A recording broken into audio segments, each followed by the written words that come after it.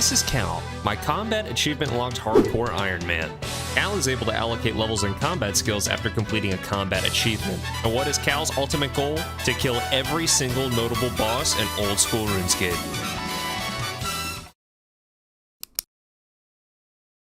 There is really nothing like starting a fresh account. It's got that new smell, that new car smell, that never touching grass again smell, because you know that this is just the start of just spending thousands of hours at your computer screen. But this isn't just a brand new account for me. I have been playing this game for over 15 years at this point, which is like over half my life. And this is the first self-restricted account I've ever made. I've played Iron Man, main accounts, all that good stuff, but this account is going to be something special. And what makes this account special is that it's going to be gated by the progression of combat achievements. Now, I personally think that combat achievements are probably the coolest update to come to RuneScape. Some of them can be tedious, but overall, I feel like they give PvM a real sense of progression. Grabbing our hardcore status. I want that sense of PvM progression to not just come in the form of gaining points for combat tasks, but to also unlock level ups for this character. So this makes the rules for this account super simple. For every combat task I complete, I am able to allocate 4 levels into any of these 6 combat skills in any which way I like. 4 might seem random, but 4 is a number I settled on through a lot of theory crafting, because 5 felt like it might be a little too easy, and 3 looked like it'd be impossible for normal humans. And as an old man playing a 2007 medieval point-and-click simulator, I am the absolute definition of a normal human. So I'll use those allotted levels in my combat stats to get my combat level up. And once I start getting big and strong, we're gonna make it a note to kill every single boss in RuneScape at least 1 time. Every single notable boss, anyway. And when I say 1 time, sure, it might be 1 time for some, but I'm gonna have to do a lot of farming. Some of these bosses are gonna have gear that I'm gonna have to farm out so that I can do the harder content later on. That's a long ways off from now. So let's figure out what options we have first as a level 3. And while we're at it, let's add a useful tracker to keep our ducks in a row. Give me your fucking money! Oh, Jesus Christ. Nice, 5 thieving. So we're restricted from training our combat stats, however, we're not restricted from training our skilling stats. These are going to be pivotal for our early game, as the only combat tasks that a level 3 is able to do while staying level 3 are related to Wintertot and Temporos. So let's focus on Wintertot. There are 8 combat tasks associated with it, which would net us 32 levels total if we green log the task list. There's 1 task that we won't be able to do, but we can easily come back for it later. I have landed an arty to financially ruin a baker, and it wasn't personal, it was for 20 thieving. We've also gathered our cakes for Wintertot. Grab our backpack from the forester who I have never seen get up and actually chop a tree. Grab an axe from Bob's axe. Ooh, fuck. You know why I'm here. Don't freak out, we're just borrowing a couple coins, and then we're getting our steel axe. So to start doing Wintertot, we're gonna need 50 fire making. But luckily, that is gonna take us no time at all, because we are going to use the God Tree. That's right, this little tree over here, you chop it 1 time, 56 wood cutting. You burn the 1 log, 1 to 50 fire making. Veos can't read a map, but don't worry, I'll do it. And that'll complete X marks the spot, because we're heading to Zaya briefly. I'm going after the Clue Hunter garb in order to keep warm at Wintertot. We're gonna dig in 4 spots for 5 pieces of this set. 1, 2, 3, let's not fucking die, thanks. 4. And if I was handsome before, I'd say I'm irresistible now. We're gonna quickly grab 10 mining as a failsafe if my plan for later on doesn't work out, but my plans always work out. Most of the time. We're gonna complete the sea slug for 24 fishing, and it might seem that I'm just kind of running all over the place with my head cut off right now, and that's because I am. There's a lot of little chores that we have to dive into first before we can start our combat achievements, but I am super excited for the payoff. We got our 10k from the Stronghold of Security to buy supplies for the Daddy's Home mini quest, and we want to complete this mini quest so that we can get a free house. A house is required to obtain construction EXP from repairing the brazier at Wintertot. So now that we're prepped, let's go destroy an old man's home without his consent. Holy fuck, please stop. No, my memories. Please, my kid gave that to me, I will never recover financially. Wow, that made me feel so good, and we also got 9 construction. We're gonna get our fletching to 15, and then we're ready. We have some work to do. Now, I don't plan on going crazy at Wintertot. After all, this is a PvM focused series, not a skilling series, so we're gonna grab our achievements, a few levels, and dip out. A tome would be great, but it's not needed. I'll need to pick up a few extra levels for quests down the line, but that's future me's problem. For now, let's just reap the rewards for our progress so far.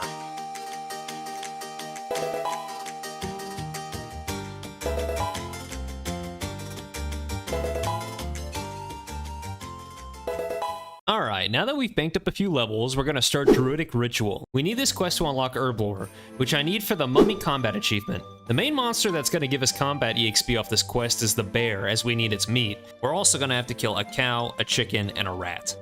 We're gonna pull this bear around and safe spot this fella and start getting our first combat levels. It's always kind of a bittersweet moment where you start getting combat levels after being a pure skiller for so long, but I mean the whole series is based around combat, so I don't feel too bad. But it does feel like I've soiled something pristine.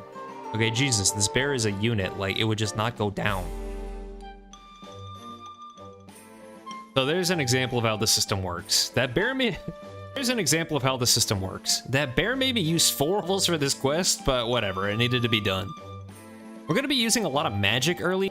I just think that its uses for both utility and early game damage can't outside of Cerberus, I wonder how much traffic the Taverley dungeon honestly gets without the bots included. I love this place, but it is ancient. It really makes me wish that Jagex would add more dungeons to the game. They always make me feel like I'm on an adventure. Alright, slop them up. Okay, that's the quest. Alright, now with Druidic Ritual done, we can make potions in Wintertot. Using a potion on a Pyromancer is one of the combat achievements. We're gonna grab the last 2 combat achievements after that, and we are done. We're gonna stay for just a few extra firemaking levels. I'd like to get up into the 60s somewhere, because we're gonna need firemaking later on for a few quests. And picking up a few extra supply crates never hurt anybody. I'll be honest, as much as Wintertot helps out early game irons, I seriously can't be asked to do another grind here. I am so glad that we are leaving early on this account. I'd rather get into the action ASAP. Okay, let's open some crates, and here's what I really want. At the top of the list is a Tome of Fire. It'd be so useful at Barrows. Secondly, I'd love some magic logs, but if we don't get them, it's not too bad. Forestry is a huge buff to woodcutting, so we can get them later pretty easily. And lastly, I just want cash. Just give me cold, hard cash. No gift card to Chili's, no Apple iTunes gift card. Just give me the cash. Why would you spend it on something that you don't know I like and then give me a gift card for it? Just give me the cash, man. Right hand on a can of worms, left full of gold, evil drape a turf. I mean, that's okay. Alright, it's pretty standard loot. It's not bad, but, you know, it's not anything special. Whoa, hold on. I think I saw something in the chat box. Holy shit, I had my entity hider off. Oh, wait, hold on. Yo, what the fuck is that, dude?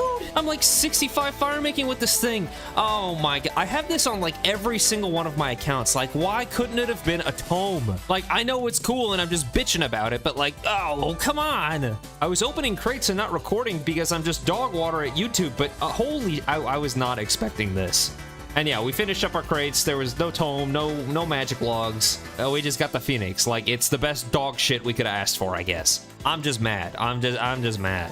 All right, we are throwing our Phoenix in the bank because I just can't look at him right now. But he's gonna be our buddy for the journey, I feel. And I'm bad with nicknames, so if you have a good suggestion for a nickname, please let me know. Now, we have a decent amount of levels banked, but trust me, these levels are not enough to push me through the easy combat achievements. We need to be super stingy and very careful on how we spend our levels. So that brings us to Temporos. Temporos has another 8 free combat achievements for us to pick up and help us solidify a good chunk of combat levels on the account. However, in order to greenlog Temporos, there's a pesky achievement called Dress Like You Mean It, which requires us to have an angler outfit while defeating Temporos. So let's go spend 8 hours that apparently I don't value at Fishing Trawler. Fishing Trawler is straightforward and pretty AFK. However, gaining activity is required to get chances at the angler outfit loot. You can use swamp paste to repair the boat, but it's kind of expensive, so we're gonna pass on that. You can bail with water buckets, however, it's not reliable as water doesn't always fill the boat. You can attack the Kraken that spawns, however, we don't want combat XP.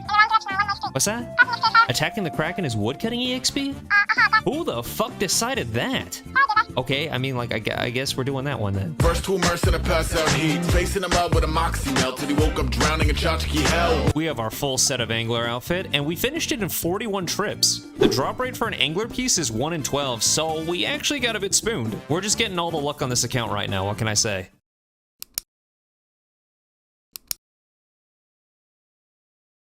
What?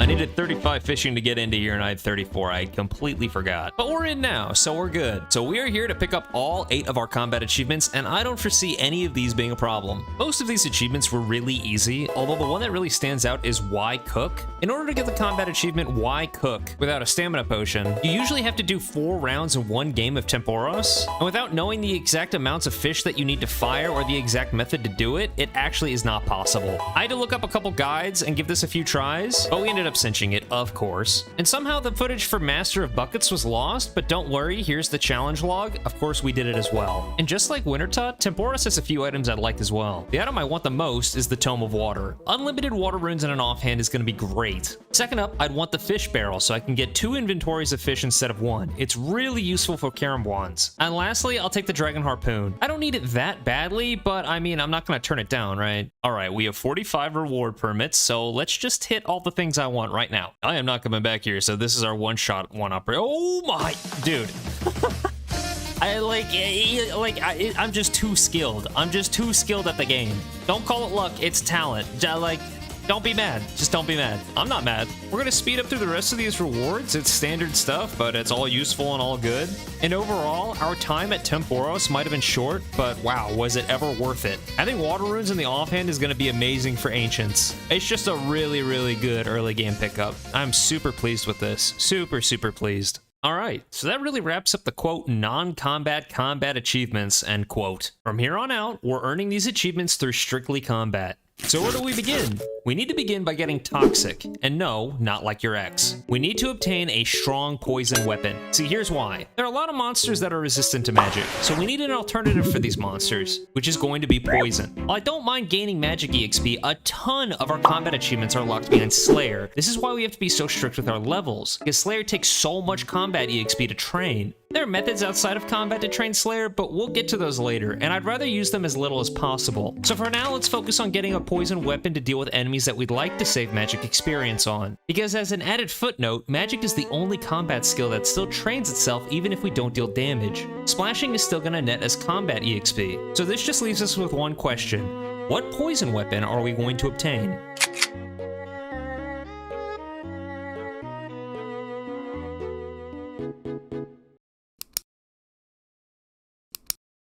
Let him cook.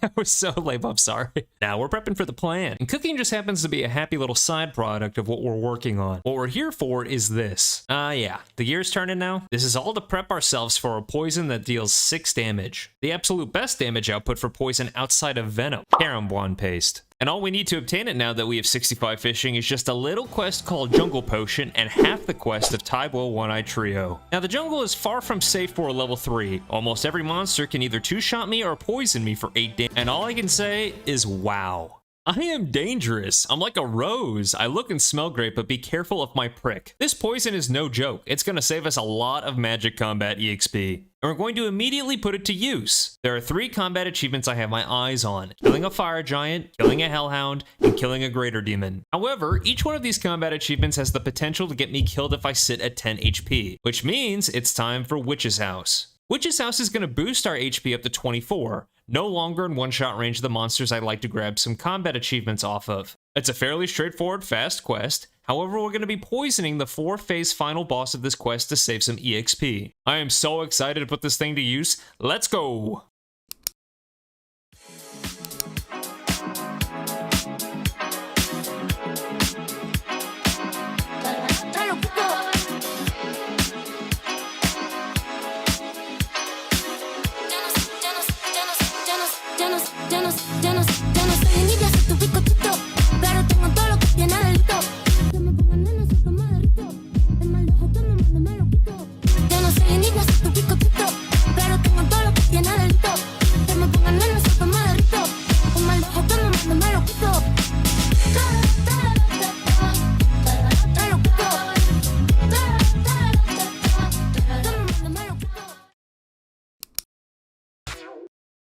We're ending this episode with 60 levels banked up. And yes, the episode is ending. All good things must come to an end. Except for 24-hour buffet.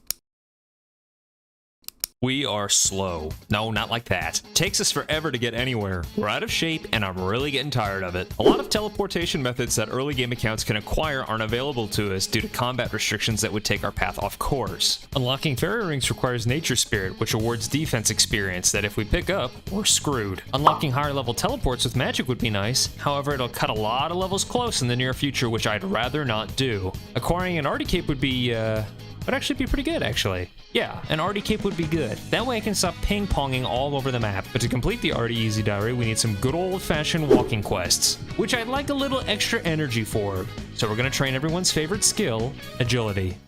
I'm fucking stuck. Done with the gnomes, done with Draenor, done with this shit. Oh man, the last 6 hours have been so much fun. Where's the time gone? Wow, really? Where? I would like it back, please. Now don't you dare let me catch you laughing at my agility level. After we got 40 agility, now we regenerate our run almost twice as quickly. So yeah, we just went from wet socks to red Crocs. And to make good use of our time on this side of the map, we're gonna finish off Rune Mysteries. This is also needed for the Arty Diary.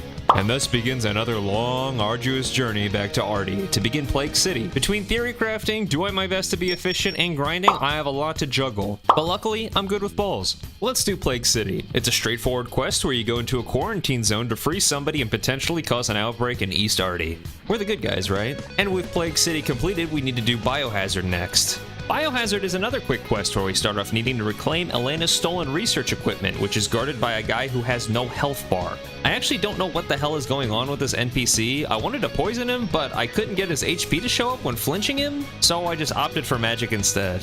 Which this fucker made me use a magic level, but okay. So we return the research equipment to Elena, and she finds out that the plague is fake and wants to double check it with a guy in Varrock and blah blah blah blah blah.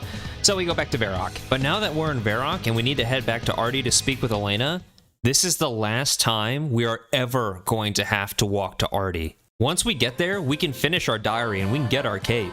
This is literally the last time we're ever going to have to walk there.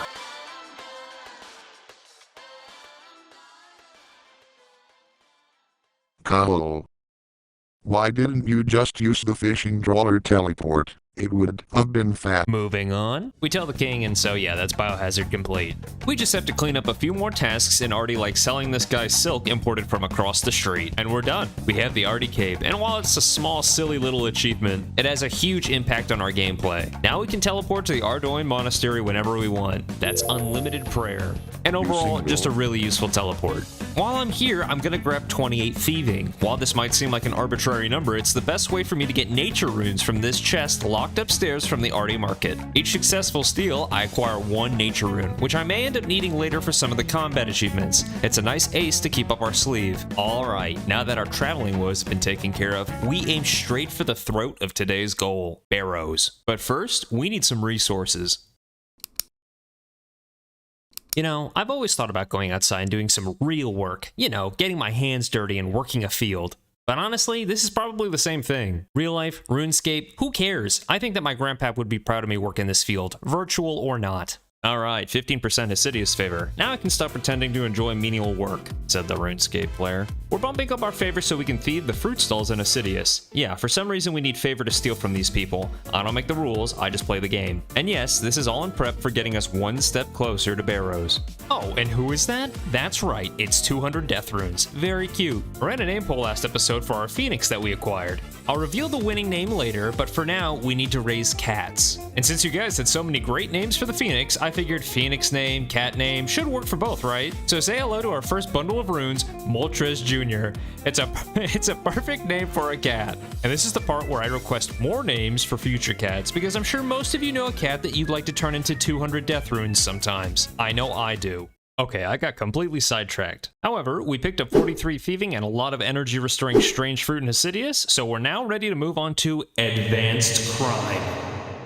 Which to unlock, we need to complete the feud. The feud is just a silly localized quest about thugs and bandits in a city which we can complete quickly and easily. Oh, but what's that? Is that a tough guy? Well, holy shit, it actually is a tough guy. Here's the dilemma. Mr. Tough Guy has insane magic defense. Okay, so what? It'll just take longer to kill him. Or just use your handy-dandy poison spear that you spent so long obtaining last episode. No, this quest boss is not that simple. This piece of shit despawns. I am on a timer when killing this guy, so poisoning him is out of the question. And since we're maging, he has a chance to not die in a timely manner, meaning I have to gain magic experience fighting him all over again. My margins might not seem close right now, but they are. Our available levels are going to be very slim very soon.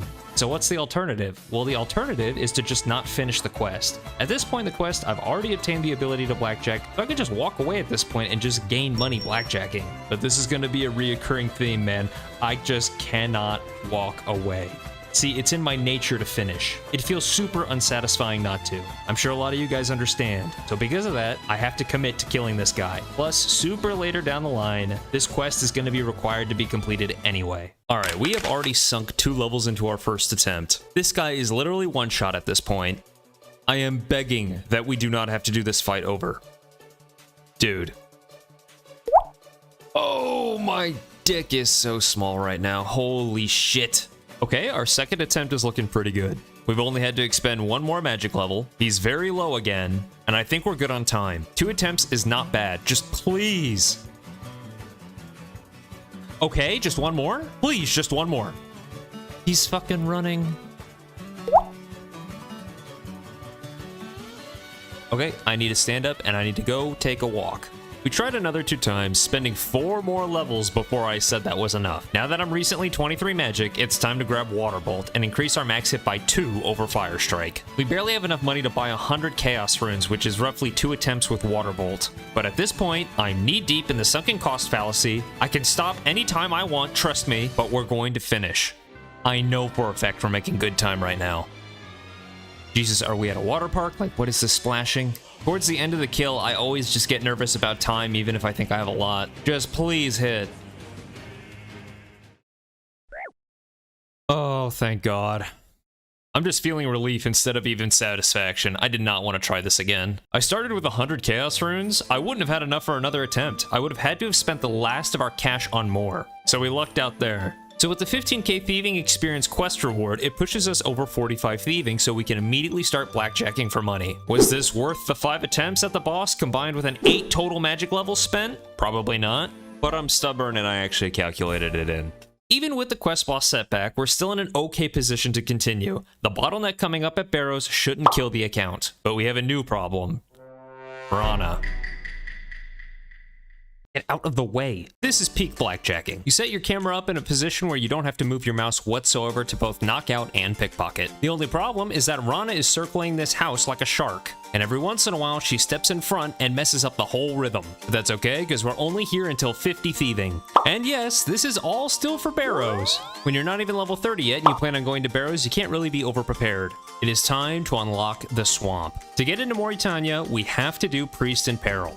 So let's walk and talk. To be over-prepared, we're going to need a lot of money for runes and food. And while blackjacking is great for money, I have a way for us to double it. I'm sure you already know, but the rogue set doubles the amount of cash that we thieve when worn. But to get the rogue set, we need 50 thieving and 50 agility. Well, we just got the thieving level, so now we're gonna go grab the agility level at the Canifis course. So to complete Priest and Peril, we poison the dog, we kill the dog, and I am not sure why we did not get kill credit. I guess we'll give it another shot, but we're getting close to gaining melee levels. Stop right there. Holy shit, did you just teleport to me? I'm the stupid police, and you've just committed a crime. I'm sorry, what? The reason you did not receive kill credit is because the Temple Guardian regenerated back to full health after you poisoned him, thus resetting the kill. Okay, but how did you teleport to me? Am I in a bounty hunter world? He must die within the health bar that you damage him in. I'm talking to a fucking brick wall. Don't let me catch you being stupid again. I don't think I like that guy, but he was right. So that's our quest complete, although it does cost us 10 prayer levels. But we've unlocked Mauritania, one of the most dangerous places in all of RuneScape. So let's be careful and grab our 50 agility for now, because in just a little while, we are going to have a lot of work to do in this place. The Canifis course is going to be our home for the next 6 hours. And I don't think that there's anything more painful in this entire world than failing the last obstacle on this agility course. When I see my stupid character fall down on his stupid face in front of the stupid Canifis bank, I mean, that's just a thumbs down log out. And you know for a fact that I'm not forgetting my death runes.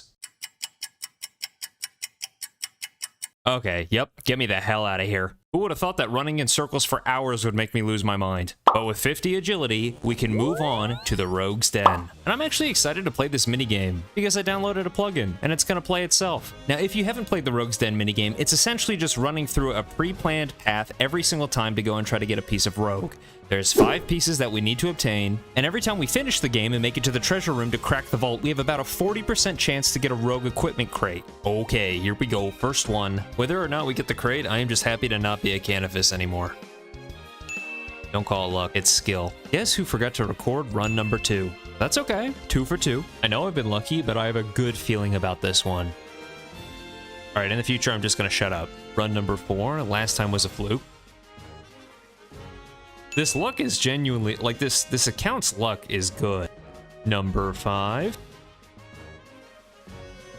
I love 40%, yes I do. I've run the numbers, it's actually impossible to fail 2 times in a row. Yeah, the stats don't lie. This could be the final run. We're free. We are actually free. We weren't even here that long. I was really only here at Rogue's Den for like, I don't know, an hour and a half. I'm kind of sad that we're done because now we're going back to blackjacking. But hey, double money. So I think that blackjacking to 200k is going to be the goal. 200k should push us over the amount needed for both runes, food, and a teleport crystal. The 3-piece combo we're going to need to survive Barrows. As we approach this goal, I'm getting more and more nervous. I'll explain why later, but for now, let's just grab cash. Alright, we have met our goal of 200k. We are 1 step closer to Barrows. And what I have planned next will thankfully be much faster than the blackjack and agility grind. Is that another 200 death runes primed and ready to go? It sure is. At first, raising these cats was really annoying, but honestly, after a while, you just get used to it. I think I plan on raising around 25 cats. That's 5,000 death runes, which will save us a lot of money down the line. Anyway, let's stop talking about my pussy. Let's focus on what the series is all about, some combat achievements. Now, our levels available have taken a little dip lately, and while I'm not worried, I will take any combat achievement that I think is obtainable at the current moment. I like to say that I am an honorary member of NALB, No Achievement Left Behind, and there's 2 achievements that I have my eyes on. We're going to do Into the Den of Giants and Not So Great After All. Let's start with the latter. This achievement is not going to be easy with my combat stats, but it is doable. We need to kill a demon with a Demon Bane weapon. Now, funnily enough, you can kill the boss of Demon Slayer with magic as long as you have a Demon Bane weapon equipped, in this case, Silverlight. However, that method does not work for the combat achievement, so we're going to do what I do best, brute force. I've chosen a demon in the catacomb for a tiny chance of getting a totem piece. There are a few tasks at Skotizo down the line that I'd like to get. It should also be noted that even though these demons have a higher combat level than the regular greater demons, they have almost half the defense level. So this gives us a significantly better chance of hitting. Also, yeah, this is real fun, the Rune Light plugin showing enemy health is not always accurate. In this case, when a demon has a sliver of health left, it always shows him as having 3 hit points. This is not the case. I'm going to have to guess what HP he is at, and I'm going to have to wind strike him to a point where I think he is at 1 HP. Because my maximum hit is only a 1. And then I need to get a lucky Silverlight hit off before he regenerates any health. Safe to say, this overall situation, it's fucked. And the levels keep rolling in as well.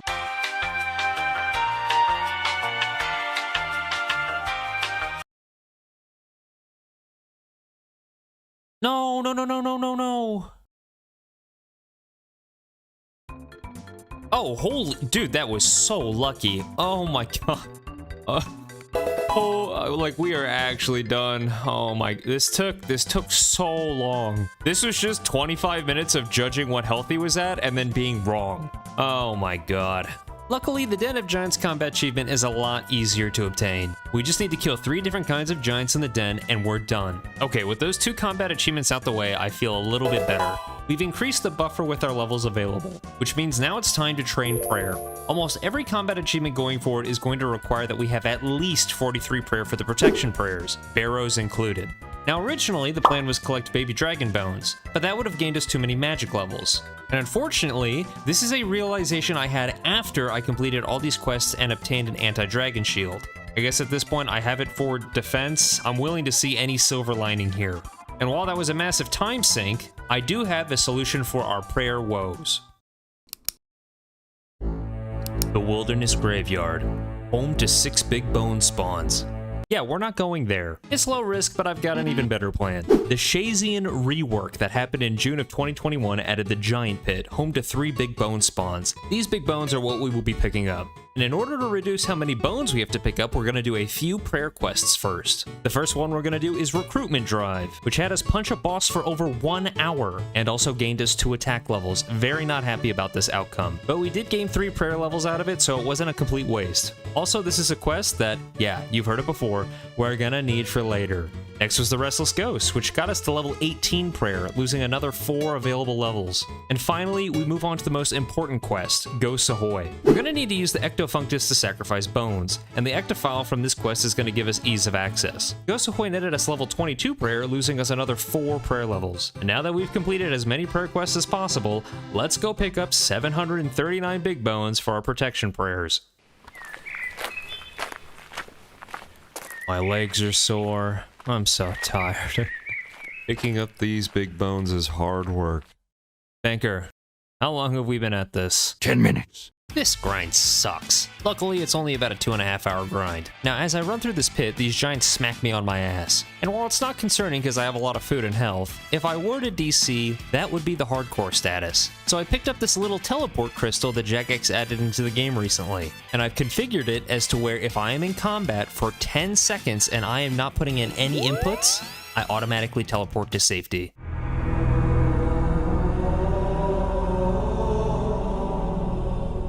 This is the last batch. We finally have all the bones we need for 43 prayer. So it's smooth sailing from here, right? Oh, gotta buy 739 buckets of slime from charter ships now. Because to worship at the Ecto, it's equal parts grinded bones and buckets of slime.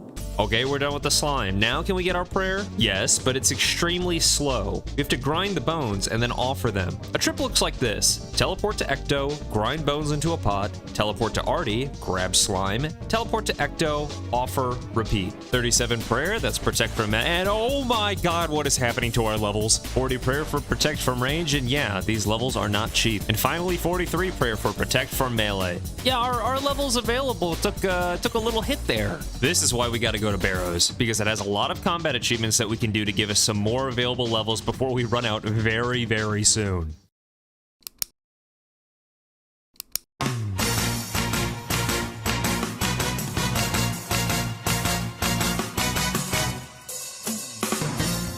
Everything is finally coming together and I am so excited. We have already cloaked to regain our prayer at an altar between Barrow runs. We have our Ectophile to teleport us as close as possible under the account's restrictions. And finally, we have our 200k to buy runes, food, and we also have our teleport crystal. We are ready. And of course, we're also bringing our good luck charm, by popular vote, our Phoenix with the name Phoenix. I don't know if I'm disappointed or proud, but I can say one thing, I'm not surprised. Okay, so for now, let's focus on Barrows Novice and Barrows Champion, as the other achievements are going to be much harder to obtain. In order to get these 2 achievements, I need to make it to the chest. And to be honest with you, we don't have the firepower to do a full 25 runs without both risking our account integrity and our hardcore status. So here's the plan. We killed Dagannoth using Protect from melee, then we loot the chest.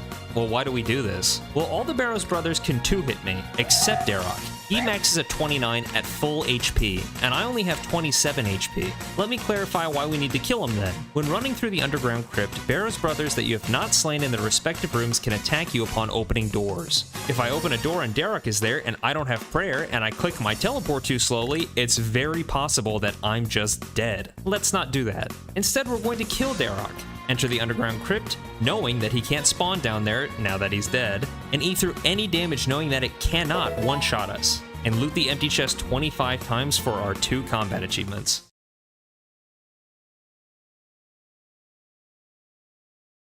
Oh! No. Oh my god. Oh my fucking god. Oh my god. Oh my god. Hold on.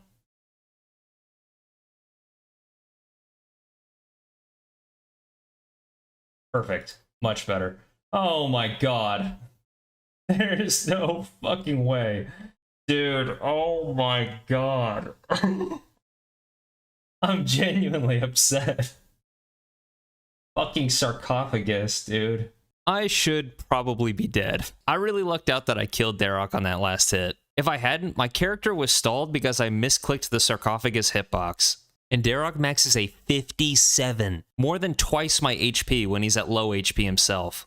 I'm only 1 defense, meaning there was over a 50% chance that he would have killed me on that hit. Safe to say after that encounter, I revamped my strategy. I ran out of prayer fighting Darok, so I had to kite him around the sarcophagus, but I didn't want to fight Darok anymore. I didn't want to mess up again. So instead now, I go crypt to crypt just to find the underground. And once I find the underground, I run through with full prayer. And surprisingly, I make it to the chest about 95% of the time without any of my prayer dwindling. So I'm able to protect melee against Darok if he pops out. This was something that I should have tested sooner. So with that strategy, I managed to get Barrows champion. 25 KC, if you can call it KC. Now I have 2 more much harder combat achievements to contend with. And yes, we're doing both of them. And looking at these achievements, I get really nervous, but also I get very excited. Because I can't wait until next episode where I greenlog Barrows outside the special attack requirement achievement on a level 26. And then after, I immediately put us in the wilderness. I hope you'll join me.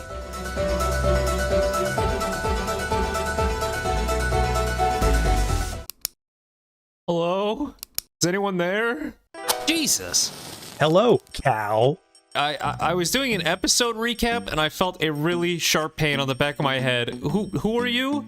I'm an Iron Man, just like you. Okay, so why am I... Who judges how other Iron Men play. God damn it. I really can't be bothered to... And I have it on good faith that you cheated this episode. You cheated, Cal. Whoa, okay, let's not just throw that word around, okay? If you were a snack, you'd be a Cheeto. That was lame. Stop. Were you to get into a relationship? I doubt you'd be faithful. Okay, enough. Yes, I may have sort of bent the rules slightly, but I had to. Oh, excuses now, huh? Yes, excuses. Just let me explain it from the beginning, okay? I promise it was for a good reason. Okay, Cal, explain. Let's hear it. What could possibly have driven you to cheat? Thank you. Here we go, from the top. It all goes something like this. This account sucks. My skills are low, our combat achievements are looking good, and this bank is just a disaster. We need to invest in some infrastructure. So with all these problems in mind, there's really only one reasonable solution. We start botting. Or we could just not break the rules and not get banned. So let's do Goblin Diplomacy instead. Now earlier, I stated that our mission for this episode was to complete the Barrows combat achievements, outside of one pesky achievement that we just cannot do right now. So how the hell does Goblin Diplomacy and account infrastructure have anything to do with that? Well, a lot actually. This is just one piece of the puzzle, and you and me, we're gonna put it all together. And with Goblin Diplomacy done, all I can say is next quest.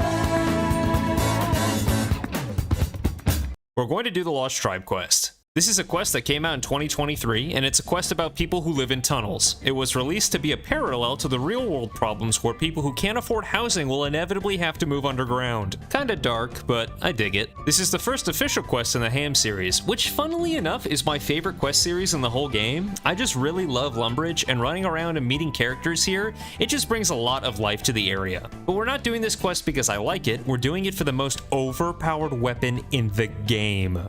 The Bone Dagger. 5 whole points of stabbing power, 4-inch strength with a speed of 2.4 ticks that'll keep you bone daggering all night.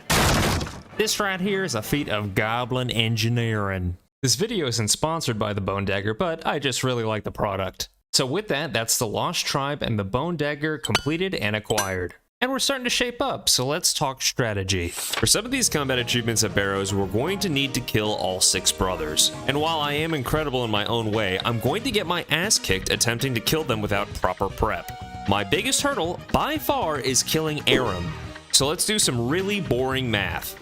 With my poison spear, I have a 2% chance of hitting a 1 on Aram, and that 1 damage has a 25% chance to poison Aram for 84 damage over 8 minutes. Meaning that on average, to poison Aram 1 time, it'd take 33 minutes of flinching, assuming I hit him once every 10 seconds. And I'll still have to deal with that pesky average of 20 hit points left over. More on how to finish off that remaining HP later. This is not good, mainly because while testing flinching on the Barrows brothers, I had the misfortune of finding out that they they have a 10-minute despawn timer, which means I need to poison Aram within the first 2 minutes of fighting him to give the poison a long enough time to tick its maximum damage out, and I have to figure out how to kill his remaining HP. I have a very slim chance of re-poisoning him. It would take a lot of luck, and killing him with magic is possible, but also slim as well. This is why we've obtained the Bone Dagger. Let's take a look at the special attack. The Bone Dagger's special attack is Backstab, which has a guaranteed hit if you were not the last one to attack the target. This can also be translated into if you're attacking the target for the first time, it's going to automatically hit.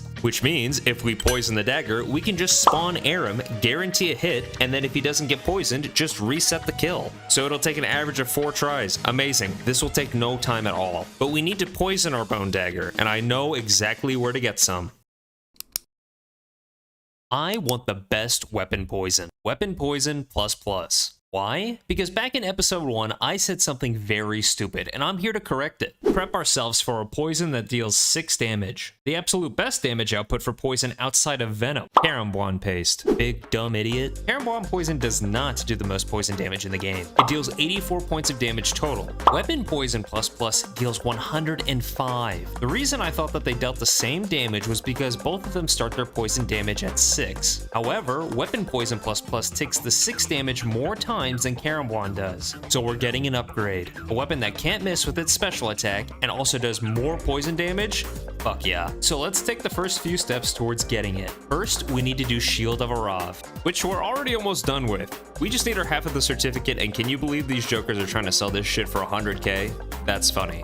Pro tip for doing this quest modern day, always join the Black Arm gang. Quest Helper defaults the quest to tell you to join the Phoenix game, so just pick Black Arm so you don't have to wait around. Everybody picks Phoenix because they just follow Quest Helper. Shield of Arav, done.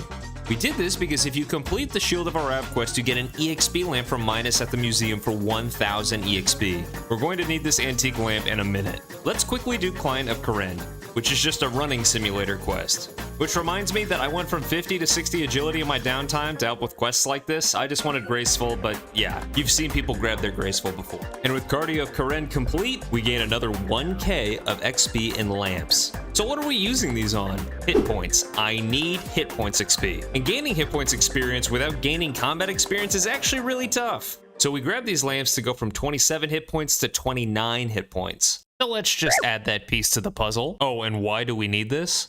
Because Chaos Elemental maxes at 28, and it also has a sweet 1 in 12 drop rate for Weapon Poison ++. The plan is to lure the Chaos Elemental into his classic safe spot where he stands still and cannot attack back. I will repeatedly hit him with the Caramboine Spear, poisoning him multiple times until he dies. I am so fucking dead.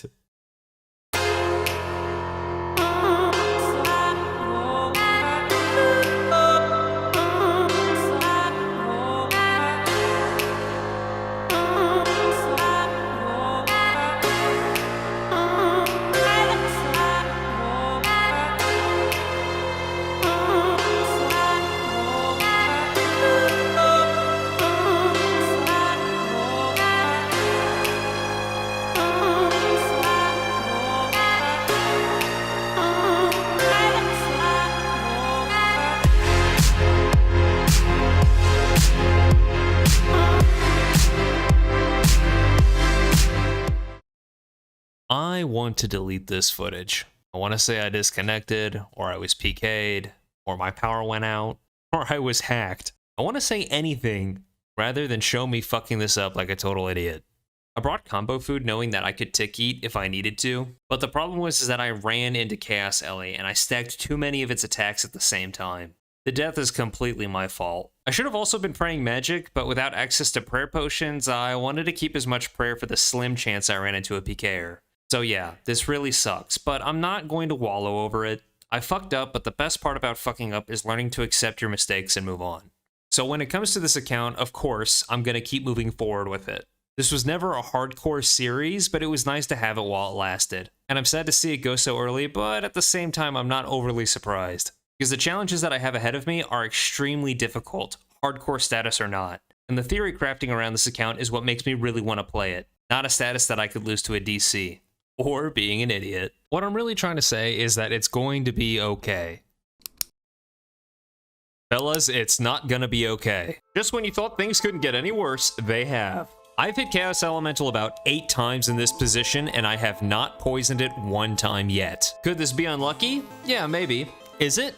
No. I have overlooked an extremely important part of poison mechanics that are in fine print on the wiki. I cannot poison enemies who are considered out of combat. And because Chaos Ellie is not technically in combat, it's not aggroed to anything, I cannot poison it. We died for nothing. Or did we?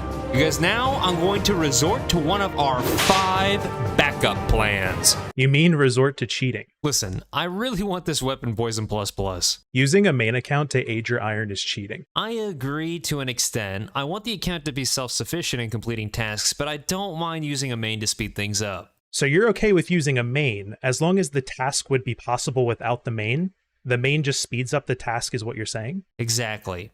I even decided to forego luring Chaos Ellie on my main as it felt like it kind of defeated the point of being a hardcore.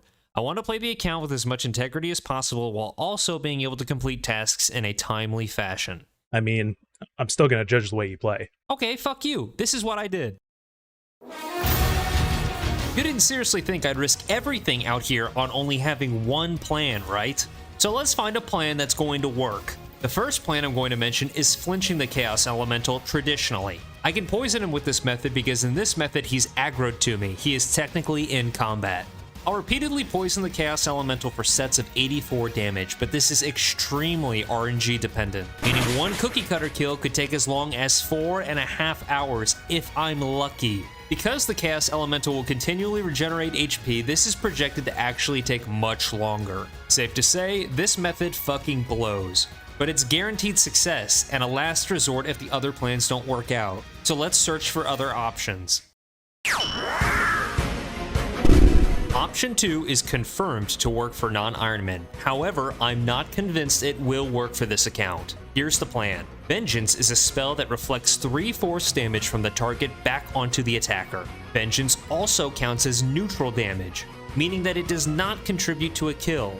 If you and your buddies go to Bandos and one person does 1 damage and the rest of your buddies kill Bandos with only Vengeance, the guy who did 1 damage will still get the kill. So I tried this, and unluckily, it does not work with Ironmen. If the Chaos Elemental so much deals as 1 damage to any other player character other than Cal, it will invalidate the kill for me completely, which also makes option 1 significantly worse. If just one person runs by in that 4.5 hour time period in which I'm flinching and takes just 1 hit, the whole kill is ruined. Meanwhile, option 2 is a total bust.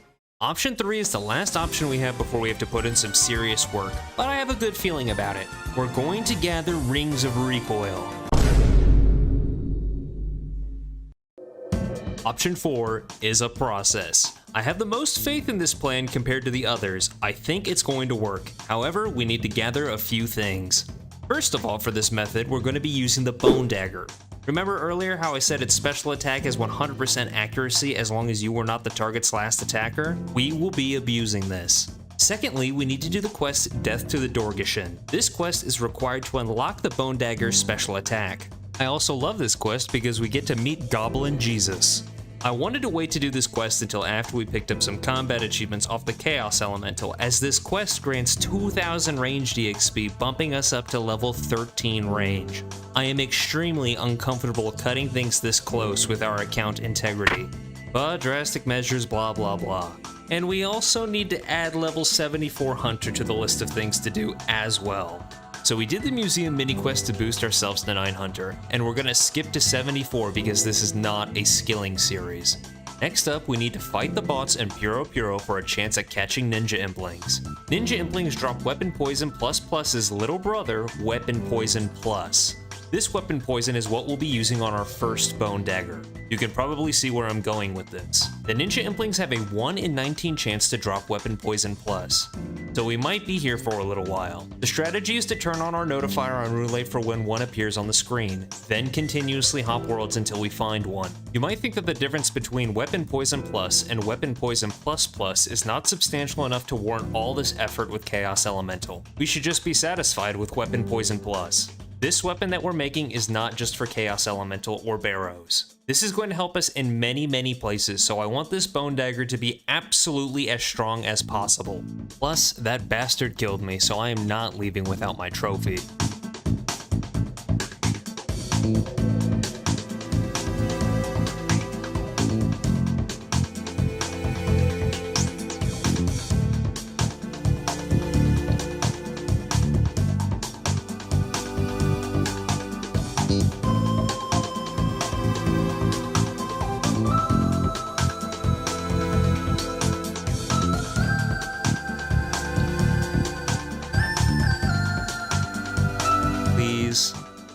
Please.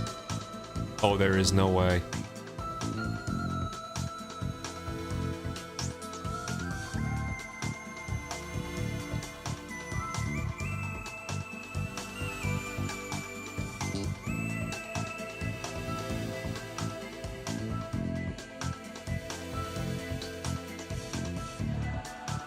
Yes, holy shit. Okay. Oh my, it wasn't even a grind. It was not even a grind. Oh. Believe it or not, that only took 7 ninja implings. I am so excited to poison this dagger. Where the fuck am I going? I have a really strong feeling that this strat for killing Chaos Elemental will work. Look at that. Beautiful. So beautiful that I'm gonna give flowers to my other account, because flowers give a negative 50 crush bonus. And that is going to be pivotal for this strategy. So the moment of truth. Here's the plan in its entirety. We flinched the Chaos Elemental with 2 accounts. Now before I said the kill was absolutely null if the Chaos Elemental ever hit anyone other than my Cal account. But what if we did the reverse? We have the Bone Dagger that is poison that is a guaranteed hit when Cal is not the last attacker. It also has a 25% chance to poison on this hit. My main account will hold flowers, reducing almost any chance I have of scoring a hit on the Chaos Elemental because I assume that hitting a 0 on the Chaos Elemental will not ruin the kill for Cal. I'll attack with my main who has flowers when my special attack is ready on my Cal account, ensuring that the special will hit it.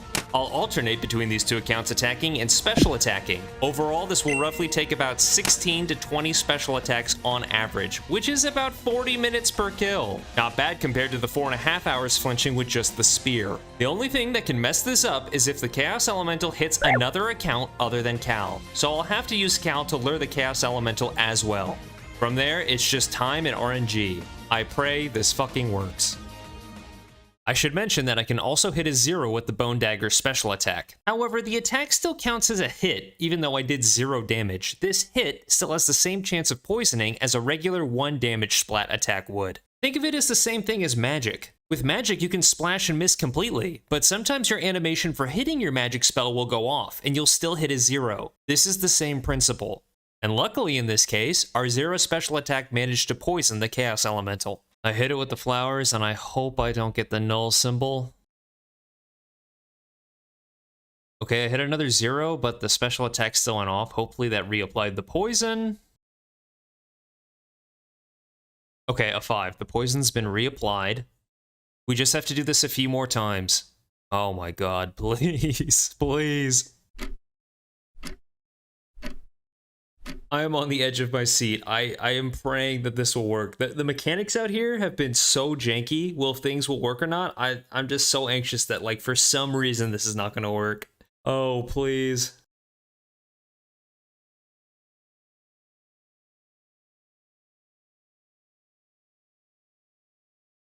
Oh my fucking god, it worked. Oh my god, please. Yes, dude, it's like, we fucking did it. Oh my god. Oh, I got a kill on my fucking Iron Man at like level 28 combat. There's no fucking way. Oh my god, we can actually fucking do this. Oh my god. Holy, I need to calm the hell down. Oh my god, yes.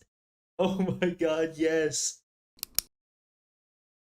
Alright, I'll be honest with you guys. So far this episode, there has been a lot of disheartening moments for me. For this to have worked is just, it's just a much needed win. I am very on top of the world right now.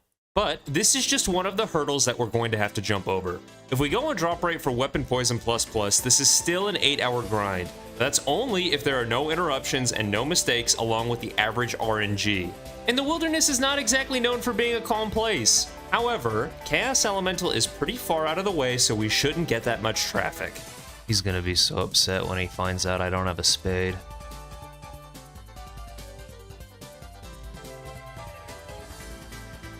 What the fuck is this? Dude, there is no shot. Bro, that is hilarious. Oh my god.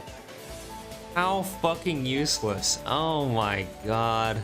I honestly think I'm the lowest level Iron Man in the game with a Dragon two-hander sword. Not that that means anything, it's just like, what?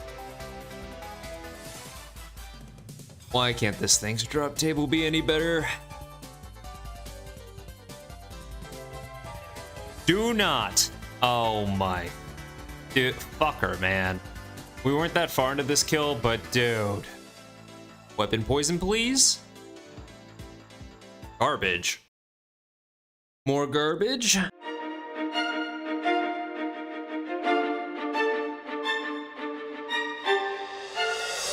Yes! Okay. Yes! I know that it's just like... Oh my god, we got it. Okay. I know that it's just like weapon poison, but I am like shaking from like we have been here for so many hours. And this is like a feeling that I get when I get like raids loot. Like I don't know, this is just so stupid that I'm so excited over this, but like we're done here. We're done here. Oh my gosh. Oh my, bro, my head. Here's the upgrade. Oh my gosh, I just have I'm just smiling from ear to ear. Oh, look at this. This thing is going to help us so much at so many different bosses. It took so much to get here, like days to get here. Oh my god, this grind actually paid off. Oh my, I'm just smiling like a freaking idiot. Woo. Okay. Not bad, right? And I know that you never doubted me for a moment. Don't worry, neither did I. We can now proudly add Weapon Poison ++ to our puzzle. We are almost there. Very happy the way this is shaping up, even with the speed bumps. I went back to Chaos Elemental for 2 more kills to get the combat achievement Chaos Elemental Adept for killing it 10 times. Doing this combined with a few previous kills, we gained another 2 attack levels, putting us at level 7 attack from level 3 off this grind. But wow, this was just worth it. We can finally put Chaos Elemental behind us until we go for the 25 kill combat achievement. I debated doing it right now, but with the amount of levels that we have, I just want to make sure that we can knock out these Barrows combat achievements. Hey there! You didn't think I forgot about all those cat nicknames I requested last episode, did ya? You guys certainly delivered, and while this episode hasn't been riddled with trips to West Arty to collect my death runes, rest assured I've been doing so. However, I got tired of doing so many trips, so I decided to mesh the cats together into this unholy amalgamation for one big death rune trip. This thing is such an insult to God himself, Slayer Masters wouldn't even assign this. And thanks to your name suggestions, I was able to name all the bits and pieces of it. So this was all possible thanks to you guys. I'd like to turn in all these cats. Whatever, we can't use death runes yet anyway. We're rocking Earth Bolt at Barrows for now. The first combat achievement I have my eye on is Faithless Crypt Run, killing all 6 brothers without having any prayer. A little challenging, but doable. I can kill all 6 brothers with magic except Aram. I won't be able to kill him in the 10-minute despawn window with magic, so we must poison him. Time to put our new Giga Poison Bone Dagger to use. It doesn't work. Man, it just never ends. I tried multiple times for the Bone Dagger to hit or do damage on both my main and Cal, and I cannot get it to hit Aram nor poison him with the special attack. I suspect that the Bone Dagger special attack doesn't work because clicking on the sarcophagus to activate the fight actually counts as an attack. So when I go to special attack, I was the last person to technically hit Aram by waking him up, so the special doesn't work. That's the theory. I don't see a way around this. And this is bad, but it's not world-ending. Even if the Bone Dagger ++ special doesn't work, I would have needed it anyway. The difference between Karambwan Poison and Weapon Poison ++ is too important for the Aram fight. The plan is to poison Aram with the Bone Dagger by brute force. I'll continually spawn Aram until he spawns in this quadrant, then I can set up a flinch. Aram has 100 HP, so I flinch him for 1 minute. If I don't poison him, I world hop or teleport and reset. However, if he gets poisoned, over the next 9 minutes, I must do 4 damage to him. My preferred method of doing this is with magic, as I have a 10% chance to hit him with magic for an average damage of 5 with Earth Bolt. The poison will take 105 damage over 9 minutes. He will regenerate 9 hit points over these 9 minutes, putting his hit hit points at 4, which I need to finish off with Earth Bolt. TLDR, we can do this. Yes, okay, alright. We killed him before he despawned. The rest of the brothers should be easy. We just have to mage them all down and kite them with no prayer. Which we did. We killed the other 5 Barrows brothers with some methods I'll get into in a second. However, I did not receive Faithless Crypt Rune. Killing Aram with that RNG was quite lucky and took a lot of brute forcing. After setback after setback at Chaos Ellie and the Bone Dagger not working at Barrows, and now an unexplained reason as to why we didn't get our combat achievement, I was heavily demotivated. I decided to look at the wording of Faithless Crypt Rune, again just to double check I hadn't messed anything up. After all, I had remained 0 prayer for every single encounter with the Barrows brothers, but I couldn't decipher any underlying meaning from it, so I decided to try again. However, a thought struck me after brute forcing Aram for a second time. You see what I just did there? Yeah, I'm a goddamn genius, or an idiot for not realizing this earlier, but after killing Aram, I was sure to re-enter his crypt and click on his sarcophagus again. You know why? Because when I was world hopping to get him to spawn in a flinchable spot, I was world hopping inside the crypt. After I killed him, I had a thought that, what if I didn't get Faithless Crypt Rune because I didn't enter every single crypt at 0 prayer? Technically, I world hopped into this crypt with 0 prayer already. The game hadn't registered that I had dug in, and you know what? That made all the difference. Yes! Okay. Dude, that should not have worked. Or I don't know. I'm just like the smartest dumb guy out there. I am so happy that that worked the second time around. I'm gonna have to explain this all in post what I did. But dude, yes, that is 1 down. That is 1 down, 2 to go.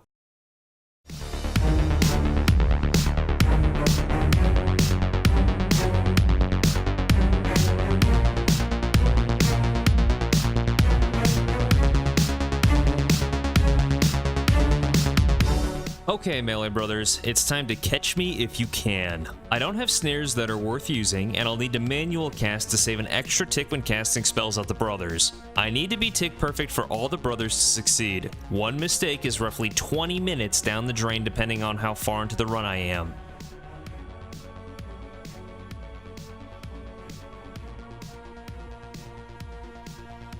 These level ups are going to be the death of me.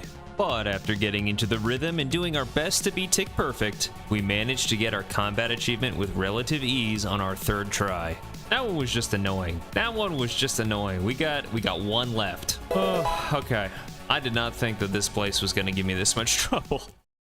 The last combat achievement we can acquire is Pray for Success. Killing the Barrows brothers without taking any damage sounds easy, but it is a bit tricky. Of course, our problem again is Aram.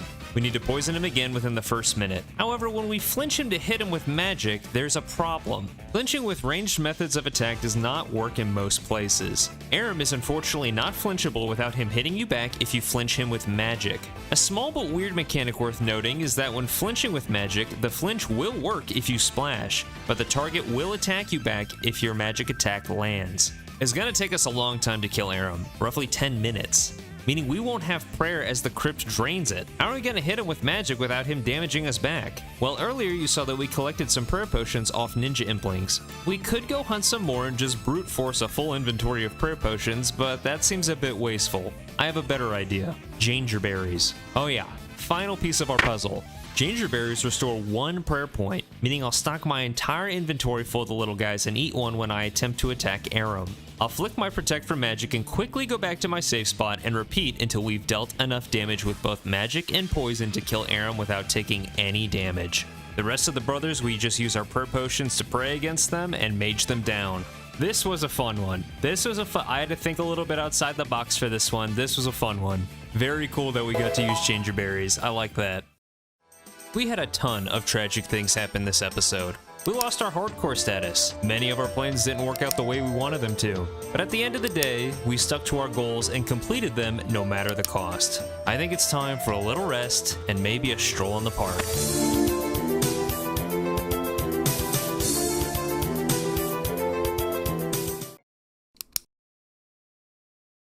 Here are the stats we're starting with this episode, and we're going to change these a lot. I have a few short-term goals that need to be taken care of this episode. Firstly, we really need levels for quests we need to do in the future. Lots of bosses are locked behind some very high-level requirements, and so far, if it hasn't been apparent, I've sort of been fighting bosses with my hands tied behind my back.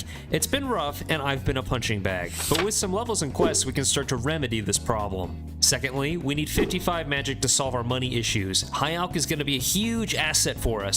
The sooner, the better. Especially because if things start getting really bad, I can Alch myself.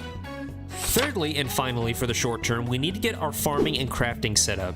These two skills will scale us into the late game. Some of you know what I'm talking about, and for those who don't worry, it all makes sense with time. I'm planting the seeds for the future both literally and figuratively. What more can you ask for? But I am getting way ahead of myself. Let's focus on the right now. Before we can start running, we need to walk first. Kind of a poor choice of words because of where we're going. That's right, to everyone's favorite place, Sears Agility Course. Yeah, not having any teleports and not having any fairy rings is actually driving me insane. Agility won't make us money, but it'll help us get around quicker for our money-making endeavors. Plus, we need 70 agility for Ceradome and God Wars way down the line, so fuck it.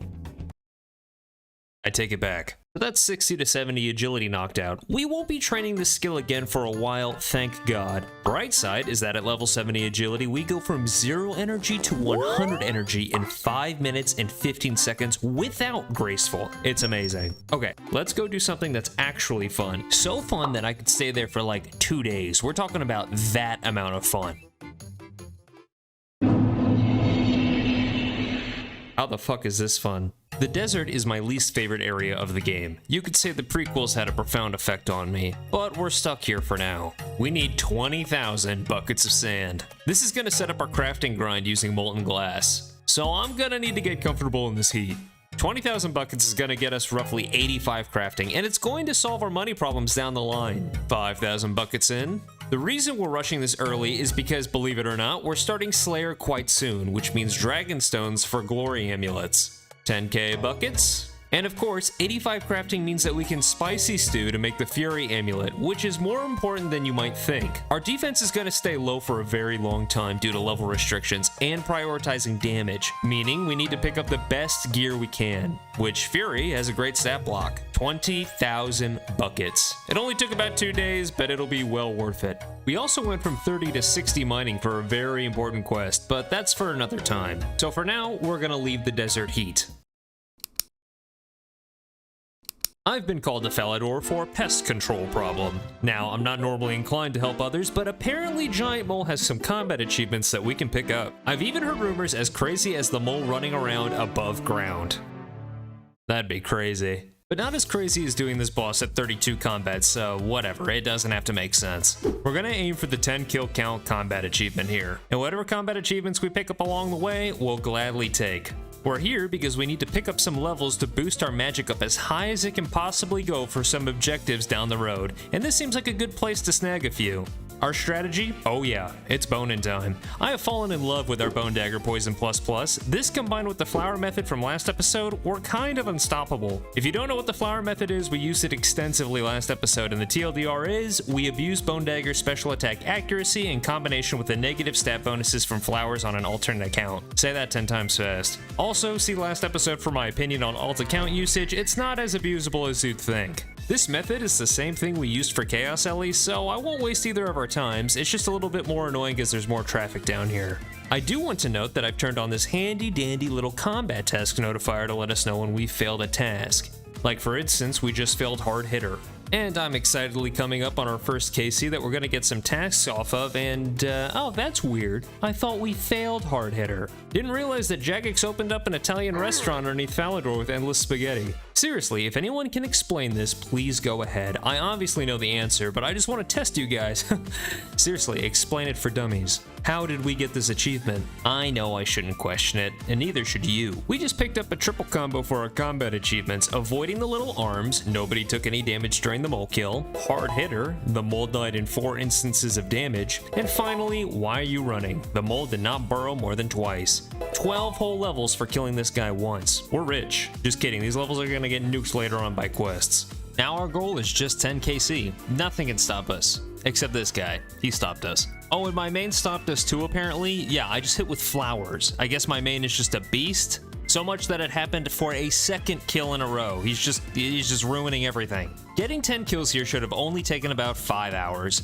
This turned into an 8-hour grind. Our poison luck was absolutely awful. We got crashed a few times, but I don't blame people. I'm hogging the world for a long time, but we eventually got through it. Giant Mole Novice done. We'll be going for 25 kills on this sucker soon, but just not now. I'm on a time crunch and we have a lot to do. There comes a time in everyone's life where they have to ask themselves the question, why am I playing a niche video game from 2001 and recording it? It's just how I'm feeling whenever I look at the farming skill. Dear God, why? So normally starting farming is a pain, but it's not too bad because you probably have at least halfway decent teleports. Yeah, we don't have those yet. I can't get to the Hesidius patch in a timely manner because of my low construction. I can't use fairy rings for the farming guild teleport. I can't cast teleport to Camelot yet, and any of the troll patches are just a no-go for a while. But we need this skill. For crops? Nope. How about life-saving potions? Later. What about giant seaweed? Oh fuck yeah. Giant seaweed is my jam. Yeah, all those buckets of sand need to be paired with seaweed for molten glass. This is a long grind, but it's worth it. We're going to be farming whatever patches we can while also doing quests that will enable us to get farming quest XP rewards along with unlocking our dream destination, Fossil Island. So let's get started. First thing on the list is Lost City. Weird, right? Yeah, well, I need law runes for questing. I'm done getting my 10k steps in for the day and I want to start teleporting. So why Lost City? Lost City unlocks the ability to craft cosmic runes, which we're going to pick up in Guardians of the Rift. Law runes have about a 1 in 12-ish chance to drop from Guardians of the Rift, so I figured while we're there for laws, we can pick up some cosmics too for our crafting grind. It's just about playing smart, right? That's Lost City completed. Now we grind some Guardians of the Rift, and I have turned into a teleporter machine. Look at all these law runes. Also, we got this dragon left half out of an intricate pouch. That was kind of cool. Next, we plant seeds for farming XP. Our laws have helped us zip around the map doing low-tier farm runs. We've managed to get 17 farming through this, which is a requirement for Forgettable Tale of a Drunken Dwarf. But we don't have all the requirements just yet. And since it was boring to do these requirements, I bet it'd be even more boring to watch them. So let's jump through them, literally. We complete fishing contests as a requirement to start the Giant Dwarf quest, only to realize halfway through this quest that we need a decent amount of smelted bars, but we have 1 smithing. So we do the Knight's Sword for 29 smithing and smelt a bunch of iron bars and then finish off the Giant Dwarf. Riveting. We finally have everything we need to complete the Forgettable Tale of a Drunken Dwarf quest. We just need to grow some barley, but I planted jute instead. Yeah, I guess I just smoked a little extra meth today. Bro, how the fuck did I fuck this up this badly? What the fuck? Okay, barley is grown. And then throughout this quest, we spend forever growing shit to complete it, but eventually it's done. Now we do Garden of Tranquility, and same sad story, but unfortunately my file got corrupted, so you don't get to watch me complete that quest. I'm sure you're mortified. This bumped us past 30 farming, more than enough to plant giant seaweed, but I want to switch things up a little. Let's go get some more juicy combat achievements. Now, I know that some of you are just speechless. How could I give up on working towards my dream destination, Fossil Island? Well, think of Crazy Archaeologist as sort of a test run of a certain boss that you might be familiar with on that island. I want to pick up the achievements at Crazy Archaeologist to see how feasible they are at Deranged Archaeologist, because there's a lot of similarities between the two. But I'm getting ahead of myself. We're not just killing these Zambi monks because I'm a good guy, we're killing them because I'm a great guy. And I also need their clothes. I'll also be taking one of these fine wizarding hats as well. And voila, we just went from 10 mage attack bonus to 27. I crafted the magic amulet, it's gonna help us a lot. And with this, I'm feeling much more confident. Finally, some proper gear. Now we head to the West Wilderness Ruins to kill Crazy Archaeologist. You know, 50,000 people used to live here. Now it's a ghost town. And what is exactly wrong with it being a ghost town? Oh, nothing, I guess. Hold on, how are you speaking to me? I don't have a ghost speak amulet. I took a semester-long course at Ghost College called Speak with the Living. Oh, that's kind of cool. I'm surprised they offer that. Still paying off that student debt 230 years later. Okay, this skit is hitting a little too close to home now. You can afford a home? Right, time for Crazy Archaeologist. Now, would I call this a difficult fight? No. Would I call it an annoying fight at lower levels? Yeah, a bit. My goal is to just outlast his hit points with my prayer points. And I need to also perfectly dodge his Learn to Read attack. Should be super easy if you're a pro gamer like me. Fuck. Alright, our prayer just hit 0. Not good. I could flick this, but he attacks every 3 ticks, which is annoying. Combined with having to move to dodge, there's just gotta be a better way to do this. And there is a better way to do this. This boss is safe spottable because, well, of course he is. He's old content. You just need to mark these tiles and be able to count to 4. Yes, I'm bragging. That's it really. Kick your feet up and watch the combat achievements roll in. I'm just saying it's nice for once for things not to be so damn complicated. This is just smooth sailing until... Come on, man. It's always something. Yeah, the Ankus can be a pain, but it's better than trying to flick and dodge his attacks. So when it comes to Ankus tagging us, I'll say the same thing my therapist said to me when I told her I couldn't stop thinking about Neve. We're going to just have to deal with it. Anyway, that's the Rather Not Learn combat achievement. We didn't get hit by any thrown books this fight because, well, it wasn't a fight, really. And that's how the rest of these kills went. We just safe spot the Crazy Archaeologist, and sometimes he gets out, but it's easy to get him back in. And we pick up our 10 KC, and eventually we pick up our 25 KC. We didn't run into any PKers, and unfortunately we didn't get the double rune crossbow drop, but we're not using ranged for a long time anyway. We also gained 7 magic levels here, but we want magic levels. And ultimately we gained more levels here than we spent. Overall, I'd say our adventures at Crazy Ark are a big win.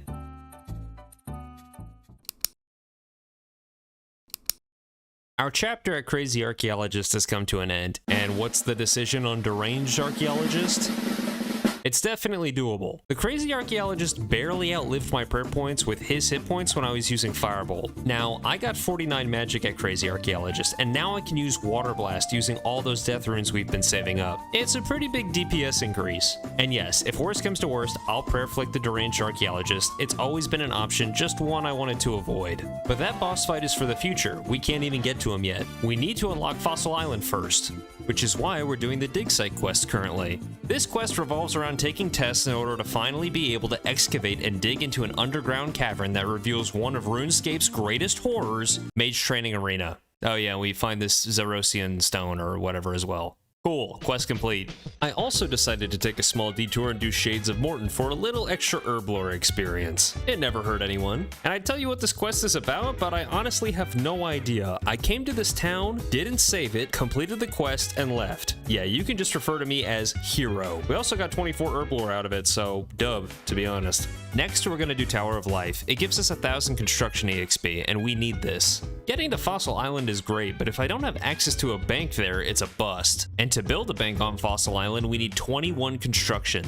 I can easily train this, but anytime I can get XP from a quest as opposed to training it, I think it's better just to bite the bullet and do the quest. For Tower of Life, we just build shit for some mages to bring a confused sperm to post-nut clarity. Another quest complete. This bumped us up to 18 construction, and we're just gonna finish off this inventory of planks to get up to 22. More than we need for building the bank. In order to start Bon Voyage and get to Fossil Island, we need one last thing.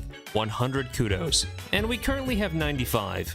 So, completing certain quests will bump up your kudos. In this case, Hazel Cult. It's just a super short, fast quest that we'll need down the line for some other bosses anyway, and it'll give us 5 kudos. We just have to adjust some sewer streams so that we can get to the hideout, and at the hideout we meet this Halloween decoration. Quest complete. After speaking with this chap, we should gain 5 kudos for completing Hazel Cult, and with 100 kudos we can start Bon Voyage, which, okay, fuck the script, it's a quest. We've been doing quests, man, okay? I'm tired of doing quests. This quest is over. It's completed. We made it to the damn island. Okay. Welcome to Fossil Island. In all seriousness, this island might as well be called Dream Island, because it has so much of what we need. It's going to supply our giant seaweed, birdhouses, herbivore, because it's hard for us to get herbs, and of course, some combat achievements.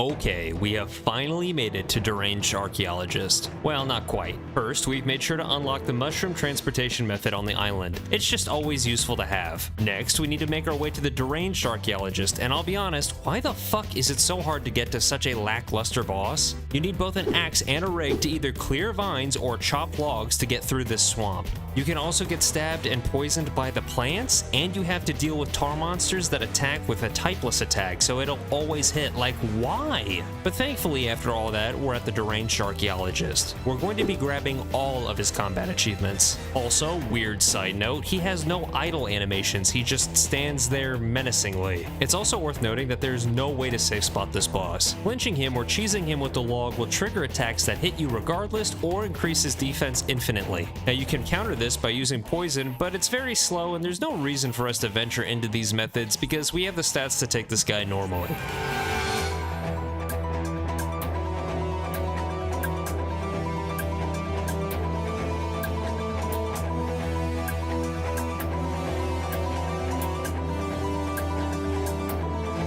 It's a bit close, our prayer is pretty low. Our RNG for the fight was about average, so I can expect to have to flick a few of these kills. We also got Mage of the Swamp for using magic to kill him, so we can add that to our levels. Speaking of which, we're really starting to get a hefty stockpile here, but no spoilers on what's going to decimate them. I'm just happy in this moment that we can kill this guy. If we can do it once, we can do it again. And again. And again.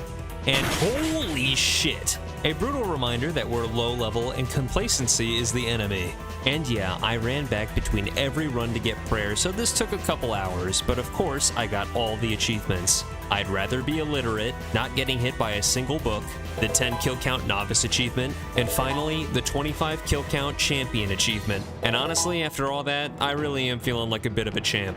I'm just happy that this boss is done and dusted.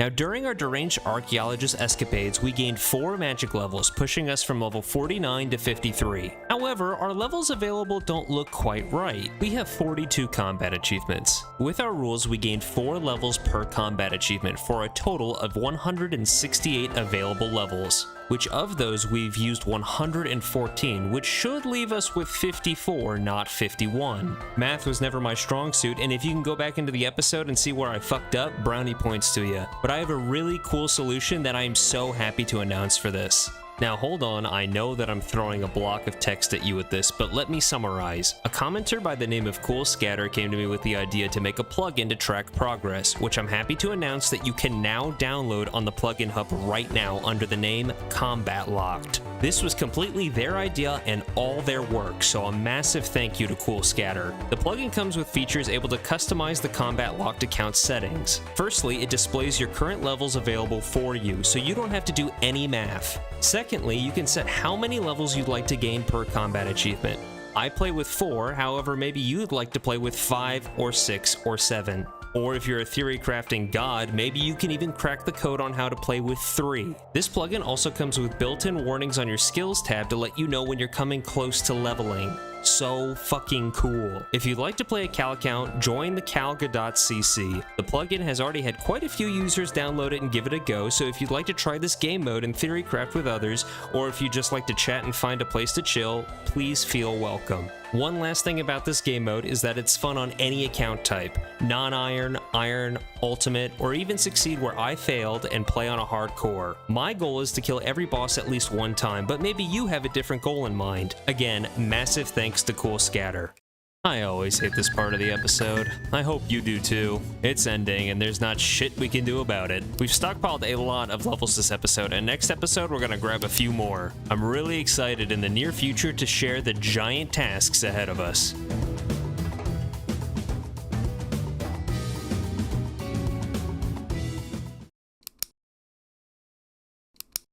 Today is the dreaded Slayer episode. Dreaded by me at least. We're going to have to condense a lot of my grinding down to just a little bit of on-screen time for you guys. And I figure while I'm running around the game doing Turiel and Vanaka tests to get us up to level 55 Slayer, it'd be a good idea to get our Hunter to 83 to snag a glory off a Dragon Impling if we see one. We're currently level 76 Hunter, so just wait a moment. Okay, great, 83. Jagex was kind enough to load me up with some rare candies, so I've been popping those for free level ups. And I'm not very attentive, so if you see a Dragon Impling, just comment to let me know and I'll grab it. So in addition to our Slayer today, I want some combat achievements to stockpile even more levels. Big surprise. And like last episode, I have my eyes on 3 bosses, Briaphida, Obor, and Scorpia. So call me Captain Keys because we need 5 keys from both Moss Giants and from Hill Giants in order to get our combat achievements off of Briaphida and Obor respectively. I'll be gathering these keys in the wilderness as their drop rate is 2 times more common than it is if I were to kill them out of the wilderness. I just really can't seem to escape this place. So while I'm farming up these mobs, let's talk shop on why we're getting our Slayer to 55. 55 Slayer unlocks one of the most interesting spells in the game, Magic Dart. For all you OGs out there, this bad boy spell used to be the bread and butter. Think of it as a budget Trident of the Sea spell. It scales with your magic level, has a low rune cost comparatively to other spells in its bracket, and most importantly, it's going to help a lot today with these bosses ahead of us. So that's the good stuff. The bad stuff is the grind to get there. My combat level is barely above 40, meaning our best Slayer Master is Vanica, whose task table has a worse reputation than a ragger at the Chaos Altar. You might not know this, but my nickname on the side of this series has been Broke Boy Bitch. I don't have money to buy adequate runes to fast track our Slayer. So where does this leave us? Fire striking our way to level 55 Slayer with terrible low-level Slayer tasks. I wish I was kidding. We need roughly 165,000 Slayer experience to get to 55. Using Fire Strike, which averages 4.5 damage, if we graciously assume we have 100% accuracy, this boils down to an average of about 36,500 Fire Strikes. So in calculating how long that'll take, it comes out to be too damn long. But it's not all bad. We do want our magic leveled up for our crafting grind, specifically to level 77 for Super Glass Make. Yes, Lunar Diplomacy is finally on the table. We collected all that sand last episode, and I've done us both a favor and collected all the giant seaweed we need off screen over the course of a couple days. Using Super Glass Make, we'll be able to make roughly 15,000 unpowered orbs, which will charge, craft into battle staves, and alch the whole lot for around 30 million. It'll be a long, arduous process, and our levels available are gonna tank because of the quests we need to complete in order to get there, but I'm honestly so happy we're in the position to finally pull the trigger on this. Or at least I tell myself I'm happy about it. What? I was just pulling Christmas crackers. 'Tis the season, bitch! These are long grinds. They're also unfortunately boring. And even more unfortunately, they're necessary. So let's start at square one where we need to and get 55 Slayer underway.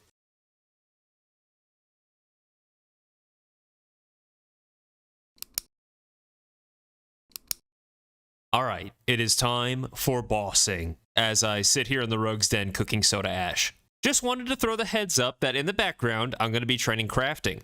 And if you take a look at my level, I'm currently 47, and now I am 66. 66 is the level needed for air battle staves, which is going to be our item of choice for the grind to 85, so super fun and exciting, I know. This grind isn't going anywhere for a long time, but rest assured, I'm suffering through it. But on to bigger things, our Slayer Staff. Yes, with this thing, we max a 17, which is already a max hit higher than Fire Blast, but virtually the same rune cost. And that max hit is only going to go up with magic levels because Slayer Dart scales with your magic level. Speaking of levels, with the Giant Key Grind, the Mossy Key Grind, and our Slayer Grind, we went from level 53 magic to level 75 magic, totaling 22 levels. A hefty price to pay, but it's necessary. And it's not all bad, we gained back 4 levels for the combat achievement for killing a Bloodveld. Okay, so back to the bosses. The first ass we're going to kick is Briaphida. We're going to be doing all the combat achievements for this boss. Briaphida does have a relatively high magic level, which equates to a small obstacle of magic defense to tackle.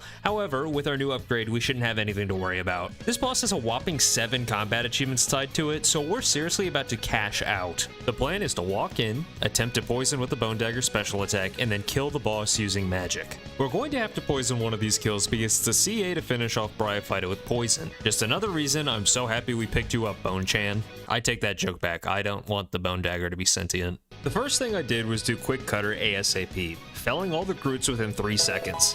Next, on our first kill, we were able to achieve Preparation is Key, we suffered no poison damage, Briaphida Novice, our first KC, and finally, Protection from Moss. We have Protect Magic active when Briaphida dies. Like I said, this boss is pretty free. Oh, unless you get impatient and attempt to brute force poison the boss, then underestimate how little magic accuracy you have, get extremely frustrated by how the boss is invincible when it spawns Groots, and it can keep spawning Groots as often as it likes, and inevitably have to tally out wasting an entire Mossy Key, which takes roughly, oh, I don't know, 1 to 2 hours to get. Fuck. What I make up for in looks, I definitely lack in brains. I didn't take a prayer potion and it was just doomed to try to brute force poison without more prayer. So haha, whoops, paid the 2 hour for a Mossy Key tax. Won't be making that mistake again. So on my third kill, I took 2 prayer potions, which are literally worth everything to me as I can't make them yet, and I brute forced the poison for the CA, a slow death. I'm still angry. We grab ourselves a free-to-play kill, which was annoying but very doable. And finally, we wrap things up with Briaphida champion. Wowee, 5 whole kills at this boss. What an ordeal, but it's over. It really wasn't bad, I'm just being dramatic. And I'd like to extend a massive thank you to the channel artist. We have this awesome graphic design that shows what bosses we have and haven't done. It doesn't include raids, but rest assured we'll get to those. I guess we could have done this after just 1 KC, but regardless, Briaphida is green now. All done. We'll get a lot more use out of this new graphic, so again, massive thanks to the channel artist. It's me. I'm the channel artist. Although I will say it's kind of sad looking at that graphic, because once it's all filled up along with all the raids, the series is over. It'll be some bittersweet day in 2035. I'm just kidding. It'll be 2045.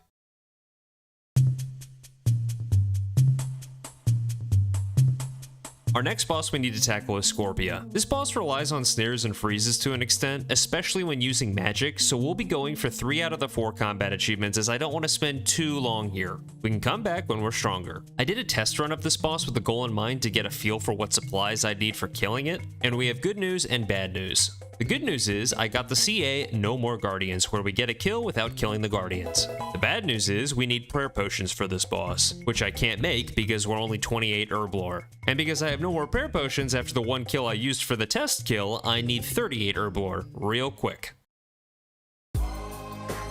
6 easy achievement diaries later, prayer potions are being made. We also gained another magic level, putting us at level 76 while we were doing our super fun diaries. This boss is relatively straightforward. It can only hit with melee. However, the little scorpions in the room hit very accurate constant 1s and 2s with range, so you freeze the big boy and you pray versus the small boys. One of the CAs is to not let Scorpia deal literally any damage to you, but I wasn't aware that you could just pray melee against her, so I ended up running around the room like an idiot. I was trying to freeze the guardians to keep them from healing the boss while I stayed as far away from her as possible. I just didn't realize I could pray against her directly. That is what I call a Cal moment. Either way, with my unconventional strategy of running like hell, we were able to bag the achievement. You can call it an empty-headed strategy or a skilled hand strategy, but you should probably just call it an empty-headed strategy. The rest of the kills were pretty easy. I killed her about 2 times per trip on average because I didn't want to risk my precious prayer potions in the wilderness. I've seen enough people get dunked on in this multi-area to have PTSD without it even having happened to me.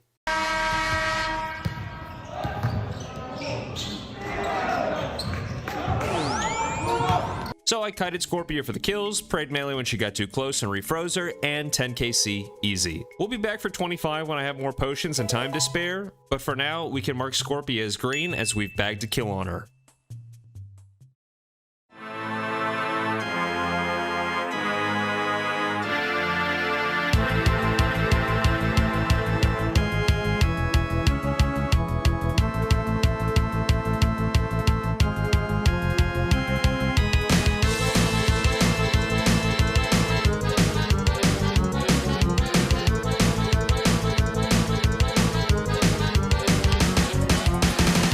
Last boss on the list before we start questing. We're also stockpiling so many levels, it'd be a huge shame if something just came along and destroyed them. Won't happen. So, we have Obor. Fun fact about this boss, he actually has insane dance moves. How? Because he loves to go clubbing. Yeah, hopefully some of you guys are dads. We're looking to pick up all the combat achievements here. Obor is not hard, but his boss arena is a little bit wonky for freezing and running if your freezes don't last long, which mine don't. I can cast Magic Dart 3 times per snare I use before I need to run and relocate, which can make the combat achievement for not getting hit off prayer a little awkward because he can slap you for melee while you're praying range when you run by him. But we have 7 giant keys, so that's plenty of attempts. And I can report that our first attempt went pretty well. We obviously achieved Obor Novice, our first KC, and we also got back to the wall. Apparently, Obor has a mechanic where he can knock you back if you aren't up against a wall, so we hugged the wall the whole fight. Pretty simple. On our 3rd kill, we managed to get Squashing the Giant, which was the achievement I was most worried about. But just flicking melee when I needed to run by him to reposition for snares ended up being the answer, which means it should be smooth sailing from here, which holy shit, it was smooth sailing. I know that this boss isn't some great obstacle to overcome, but But there have been so many tiny details that I've overlooked in this series that have ended up costing me hours upon hours of both grinding and or RNG brute forcing that I'm so happy neither of those issues arose in this instance. We picked up fighting as intended with a Fire Blast kill on a free-to-play world and got our Obor Champion 5kc CA at the same time. And finally, we hopped back to a members world, froze Obor while he went down for our last CA, Sleeping Giant. This is the best kind of happy ending. Trust me,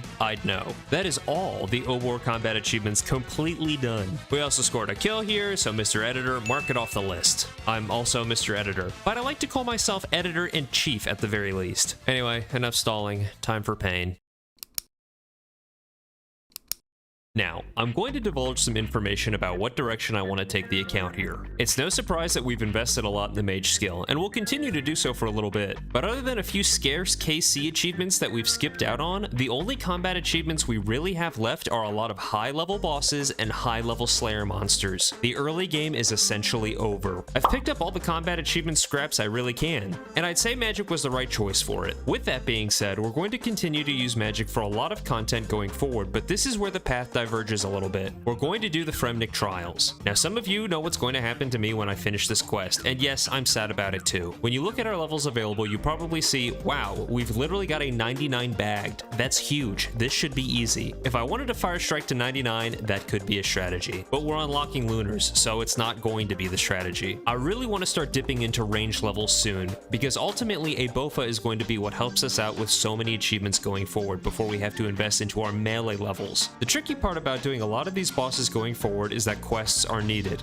and those oftentimes have reward combat experience that is just going to force our levels available down very quickly. I'd like to note that I have theory crafted to around being able to wield a rune crossbow, which is just theory, and past that, who the fuck knows. So to summarize this huge tangent, easy to grab combat achievements are coming to an end, we need other combat skills, and quests are going to kill our levels available. It's going to be a lot of challenges, but I am so up for it. Speaking of challenges, this quest really only has one for me. Yeah, we got to do 7 favors for 7 council members, blah, blah, blah. You guys have seen this quest a million times, and I've done this quest a million times. However, I've never fought Koshi the Undying with these melee stats before. Apparently this fight is just an RNG fest as long as I have the correct supplies. You can't fight this quest boss with any weapons, so we're going to have to smuggle one in, along with some very specific supplies. I've stocked up on Draymond branches so I could craft a Draymond staff for each fight. Each fight, I'll also be using the best food I have available, carom wands. The last trick to this are rings of recoil. The rest is just luck. And good thing for him too, because if there were any skill involved, he'd stand no fucking chance. They call me Superman.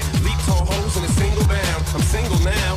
Got no ring on his finger now. I never let another chick bring me down in a relationship. Save it, bitch. I'm not mad. I'm just disappointed. Superman ain't saving shit. Girl, you can jump on Shady's dick. Just kidding. I was mad. But that's the 3rd phase down and we can die to the 4th. So this boss is done and dusted. Like I said, no skill, just patience. So yep, real cool, okay? Quest done. Nothing to see here. Yep. All right. Bye-bye. Oh, Jesus.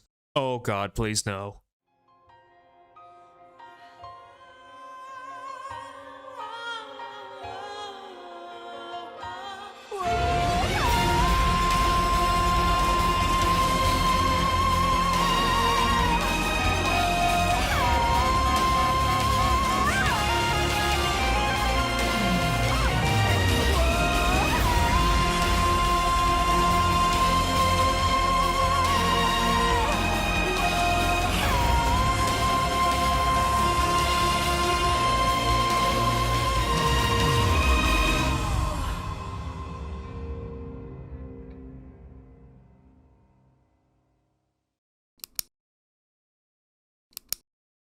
Oh man, it is going to be quite the busy day. We have so much to do, but I'm in it for the long haul, and oddly enough, I'm actually pretty damn excited. I think some of the things that we have to do today are going to be, dare I say, fun? And you know what? I've decided I'm gonna become rich today. Yeah, I said it, rich. By the end of this episode, I'm going to be swimming in items and cash because, well, I deserve it. And also because we're broke and I need runes. But I'm getting ahead of myself. We need to pick up where we left off last time, acquiring our lunar spellbook. And as a quick reminder, just in case you didn't take notes last episode, we're doing this for the super glass make spell to speed up our crafting grind. Make sure you remember that, it'll be on the test. We're in the catacombs to do some more Slayer, but rest assured, Slayer is not the focus today. We need to get our defense to 40 in order to wear lunar armor for Lunar Diplomacy. Goodbye more levels for the sake of completing quests, I guess. But it'll be worth it. While we're getting our defense to 40, we're also getting our magic level to 77 for Super Glass Make. It's just all coming together.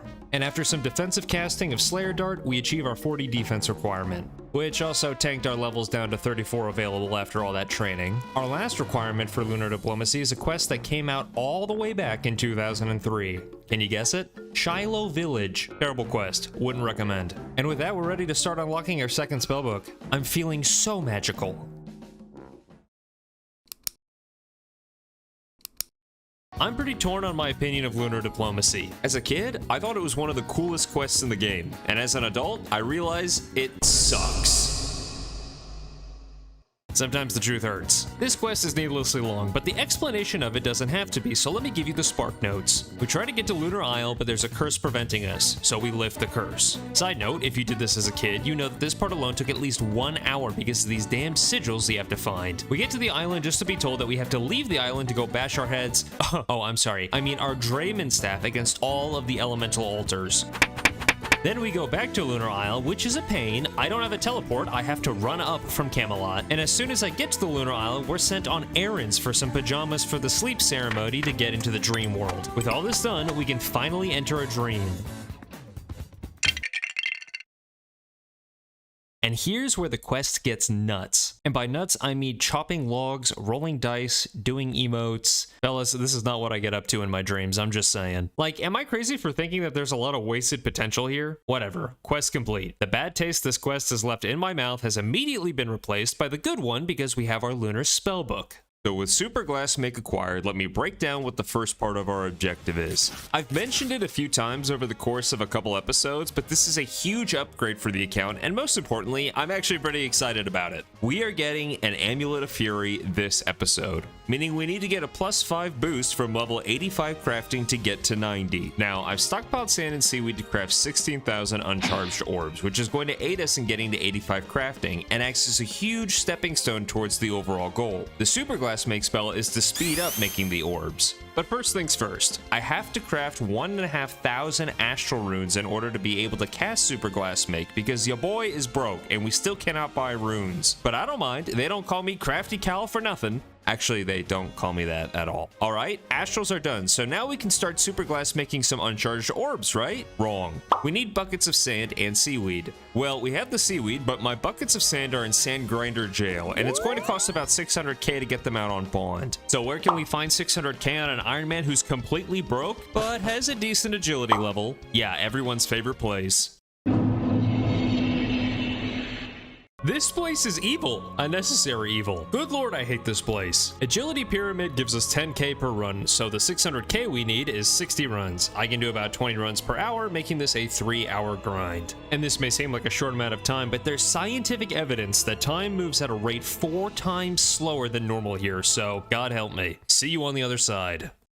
Alrighty, it is officially the other side. My 3 hours are up. We are done collecting money for sand. Do not mind the 11k buckets of sand in my inventory, the rest is in the bank. I definitely didn't miscalculate the cash needed and ended up doing a few extra trips. We're professionals here, we don't have time for mistalks. We travel back to Lunar Isle to switch our spellbook back to Lunars, and we begin our Super Glass Make journey.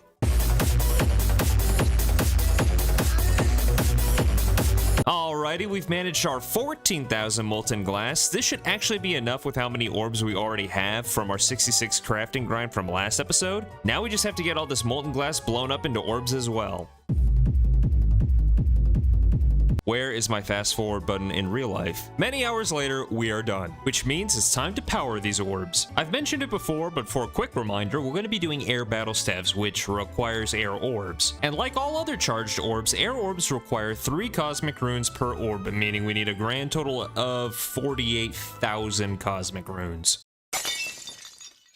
And I'm going to be crafting them. Yeah, I mean, my options for buying cosmic runes are not great. Buying them at Mage Training Arena has us against a lot of competition, and using the Ali shop just sucks. We're crafting. I'm back to being Crafty Cal. Now, crafting 48k cosmic runes is not an easy feat for mere mortals, but if I was one, this is how I'd do it. 48,000 cosmic runes is a challenge, especially with the current state of our account. No pure essence for crafting, no fairy rings, and no rune pouch. So how do we get crafting with all these obstacles? I literally bashed my head into them. Yeah, it's not pretty. Let's start with the pure essence. Spoils of War. It's a crate that you get from doing Soul Wars. Soul Wars is not particularly fun for this account, but I mean, when has this game ever been about fun? Each crate has a chance at giving 4 to 6 KS. That's a lot. And the goal is 24k, and you might be asking why 24 KS and not 48 KS? Stop, man. Let me cook, okay? We'll get there. I open 2 crates at a time because I'm trying to get the hell out of here, honestly. And we finally get our 24 KS and we are free. This actually took so long because I'm a low level that can't earn points all that well, so I had to look up some guides and I'm just getting killed the whole time. All right, I'll stop complaining. But it was rough. It was about a 10-hour grind. Our next step is to briefly visit Guardians of the Rift. We need 59 rune crafting so that we can craft double cosmics with our S. 24 KS times 2, yeah, you get it. A few games later, 59 RC, done. Let's keep smashing through. Next up is fairy rings. Now, I mentioned way back in the day that we couldn't acquire fairy rings because we had to complete the quest Nature Spirit. Nature Spirit rewards 2000 defense EXP, and at the time, I had level 1 defense and not nearly enough levels or CAs available to make room for the quest. However, we are now level 40 defense. Knocking out Nature Spirit won't even put us at level 41. We can get fairy rings for free, and we need them. It's non-negotiable. Not only are fairy rings just a huge quality of life, like I even need to tell you that, but it's essential for the cosmic rune crafting route that we're going to take. With that being said, Nature Spirit done, Fairy Tale Part 1 done, and fairy rings unlocked. These goals stand no chance. Pray you never become a goal of mine because I'll smash you in like a not weird way. All right, yeah, moving on. Okay, what is next? Oh, the rune pouch, you say? Well, it looks like that leaves us no choice but to LMS it. Now, I'm gonna show my age a little bit here, but I used to be a PKer. Yeah, when I was a kid, I PK'd a lot back in 2007, which when equating that to experience today means I don't know what the hell I'm doing. But that doesn't mean I can't win. I just need to know my win conditions, learn quickly, and maybe get a little lucky sometimes. I think I must have step bashed that guy like 10 times. That's definitely a deserved victory. Now, if you're not familiar with LMS, which I wasn't until recently, you get points every game based on your performance. For example, finishing first place will net you 5 points, second will get you 4 points, etc. Additionally, if you get 3 kills, you'll earn yourself a point. At 5 kills, you'll get 2 points, so it's in your best interest to be active and not just hide. I will be aiming for 7 points every game. I want 5 kills and first place. Okay, second place for my first attempt, I'll take that. But good lord, I need some practice. Our rune pouch awaits us at 75 points, so the better we become, the faster the grind will be. I also have to mention the bots. This place is riddled with them, but the fights that I had against players I found surprisingly fun. And while I'm not good by any means, against maybe 50 to 75% of the real people I faced, I was able to hold my own. I just double-clicked my prayer off 1 tick after they spec'd me. What the hell am I doing? I'm nervous for some reason. This guy, Bruce Gawain, has decided to take pity on me and give me the dub. Skill issue. That was a 7-point game. This is a fantastic start. I started to quickly realize that I prefer 1 defense fighting. These fights that involve defense feel slower, and when I land a 0 off prayer, it just feels so bad. I started taking vengeance instead of ancients as well for fights above 1 defense because it almost always get me to the top 2, but I'd usually end up placing second to somebody who really knows how to freeze. These Iron Men, no respect, I swear. This man is running me down. See, this is what sucks about vengeance sometimes.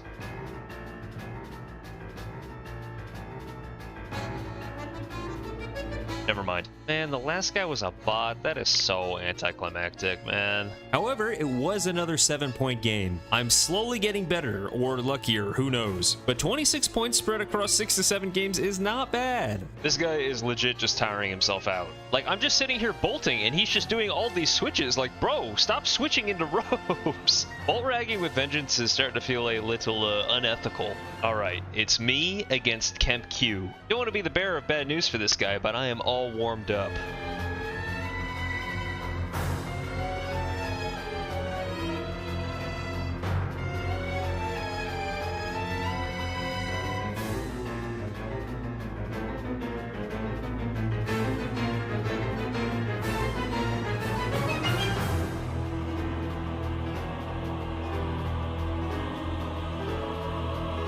Fellas, it's not looking good. Oh, he smashed me. It wasn't even close. Oh, he smashed me. It wasn't. I had like 1 good string of attacks, and that was it. GG. That guy is insanely good.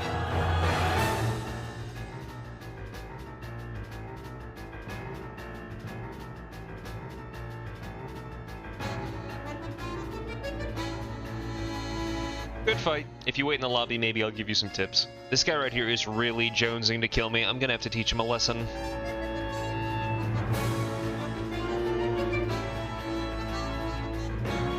I have been taught a lesson. I can't really believe it, but I'm having fun. A lot of fun. And we're already over halfway done. Maybe I'm just a cold-blooded killer at heart, who knows? Now, during this fight, I found out that I couldn't shift-click walk under players. It's a super useful tool for bossing, but either my settings weren't correct or they removed the option to do this, but it makes freezing and then walking under people a lot harder.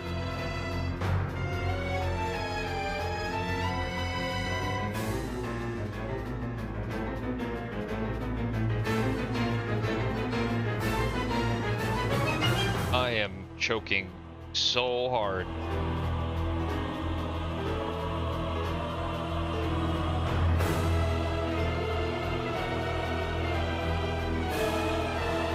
Oh!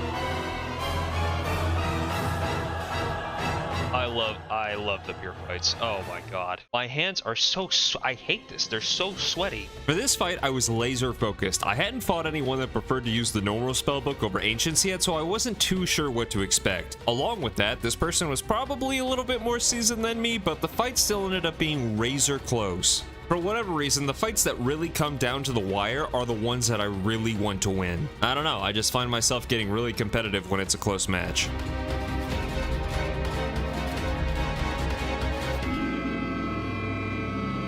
I am panicking.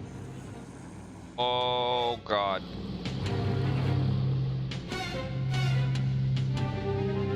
Oh my god. He prayed perfectly against everything at the end there. Oh my god.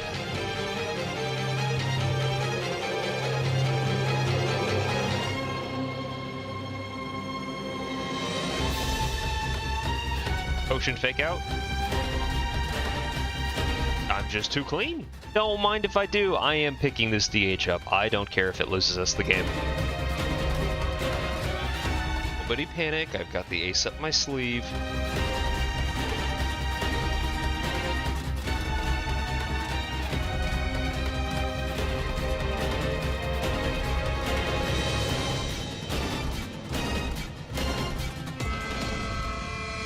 One more. Oh, okay. A little too close for my liking. And then this guy destroyed me. Cool. Alright, that's enough goofing off. After a full day of LMS, we have a rune pouch. Super useful for storing runes while crafting our 48k cosmics. Okay, it is that time. What is going to be the method of air battle staff madness? Well, mainly mental illness, but first we're going to craft 48k cosmic runes for our 16,000 air orbs. Here's our route. We start off at the Lunar Bank. This will be our bank for the entirety of this grind. We use our Arty Cape to teleport to the Arty Monastery. It's close to one of those handy fairy rings we just unlocked. This fairy ring takes us to Xanaris, where we will have a small trek with an agility obstacle we're prepped for. Then we can head straight to the Cosmic Altar. We craft our runes and then we cast Teleport to Lunar Isle for the bank and repeat our process. We can take 40S with us, which doubles to 80 cosmics per trip, which makes for about 540 trips. 4 days of work. Step 1 done. Now we camp Dragon and Blinks for a glory amulet, and oh my god, it's been 3 days and there's so many bots and I can't be asked. I'll suck it up for the +5 boost. So instead we complete the Evil Dave mini quest and boost to 80 crafting for a mounted glory in our house. Now we can teleport to Edgeville. We begin running our 16k unpowered orbs with our cosmics to the air obelisk. The route we're using is a mounted glory to teleport to Edgeville over and over and running through the Edgeville dungeon, carrying 25 unpowered orbs per inventory. It's about 640 trips. Another 4 days of work. Now we need to buy 16k battle staffs from the wizard shop in Yanil. It's pretty close to a bank, so I've chosen it as opposed to other magic shops. We can only buy 5 battle staffs at a time, meaning we have to hop worlds 3,200 times. Another 3 days of work. That's step 2 and 3 out of the way. Let's get to making the air battle staves themselves. We craft our orbs onto the staves and we alch all 16k staves, around another 16 hours of work. And that's it. The craft and alching were the last 2 items on the list. Oh wait, hold on. There's one more item listed down here. Subscribe for neck kisses. Okay, 2 things. I'm a man of my word and I hope you have a long neck. But aside from that, the grind is over. And I feel like a brand new person. Not a better person by any means, but definitely a different person. Food doesn't really taste as good anymore, and the world just seems a little bit grayer. But hey, that's what it's all about. Sacrificing real-time happiness for money.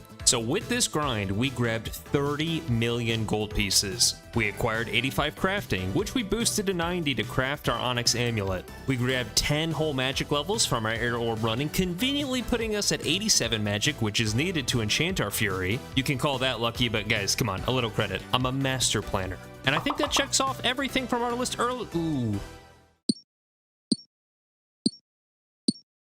Okay, now that's everything. Thanks for watching.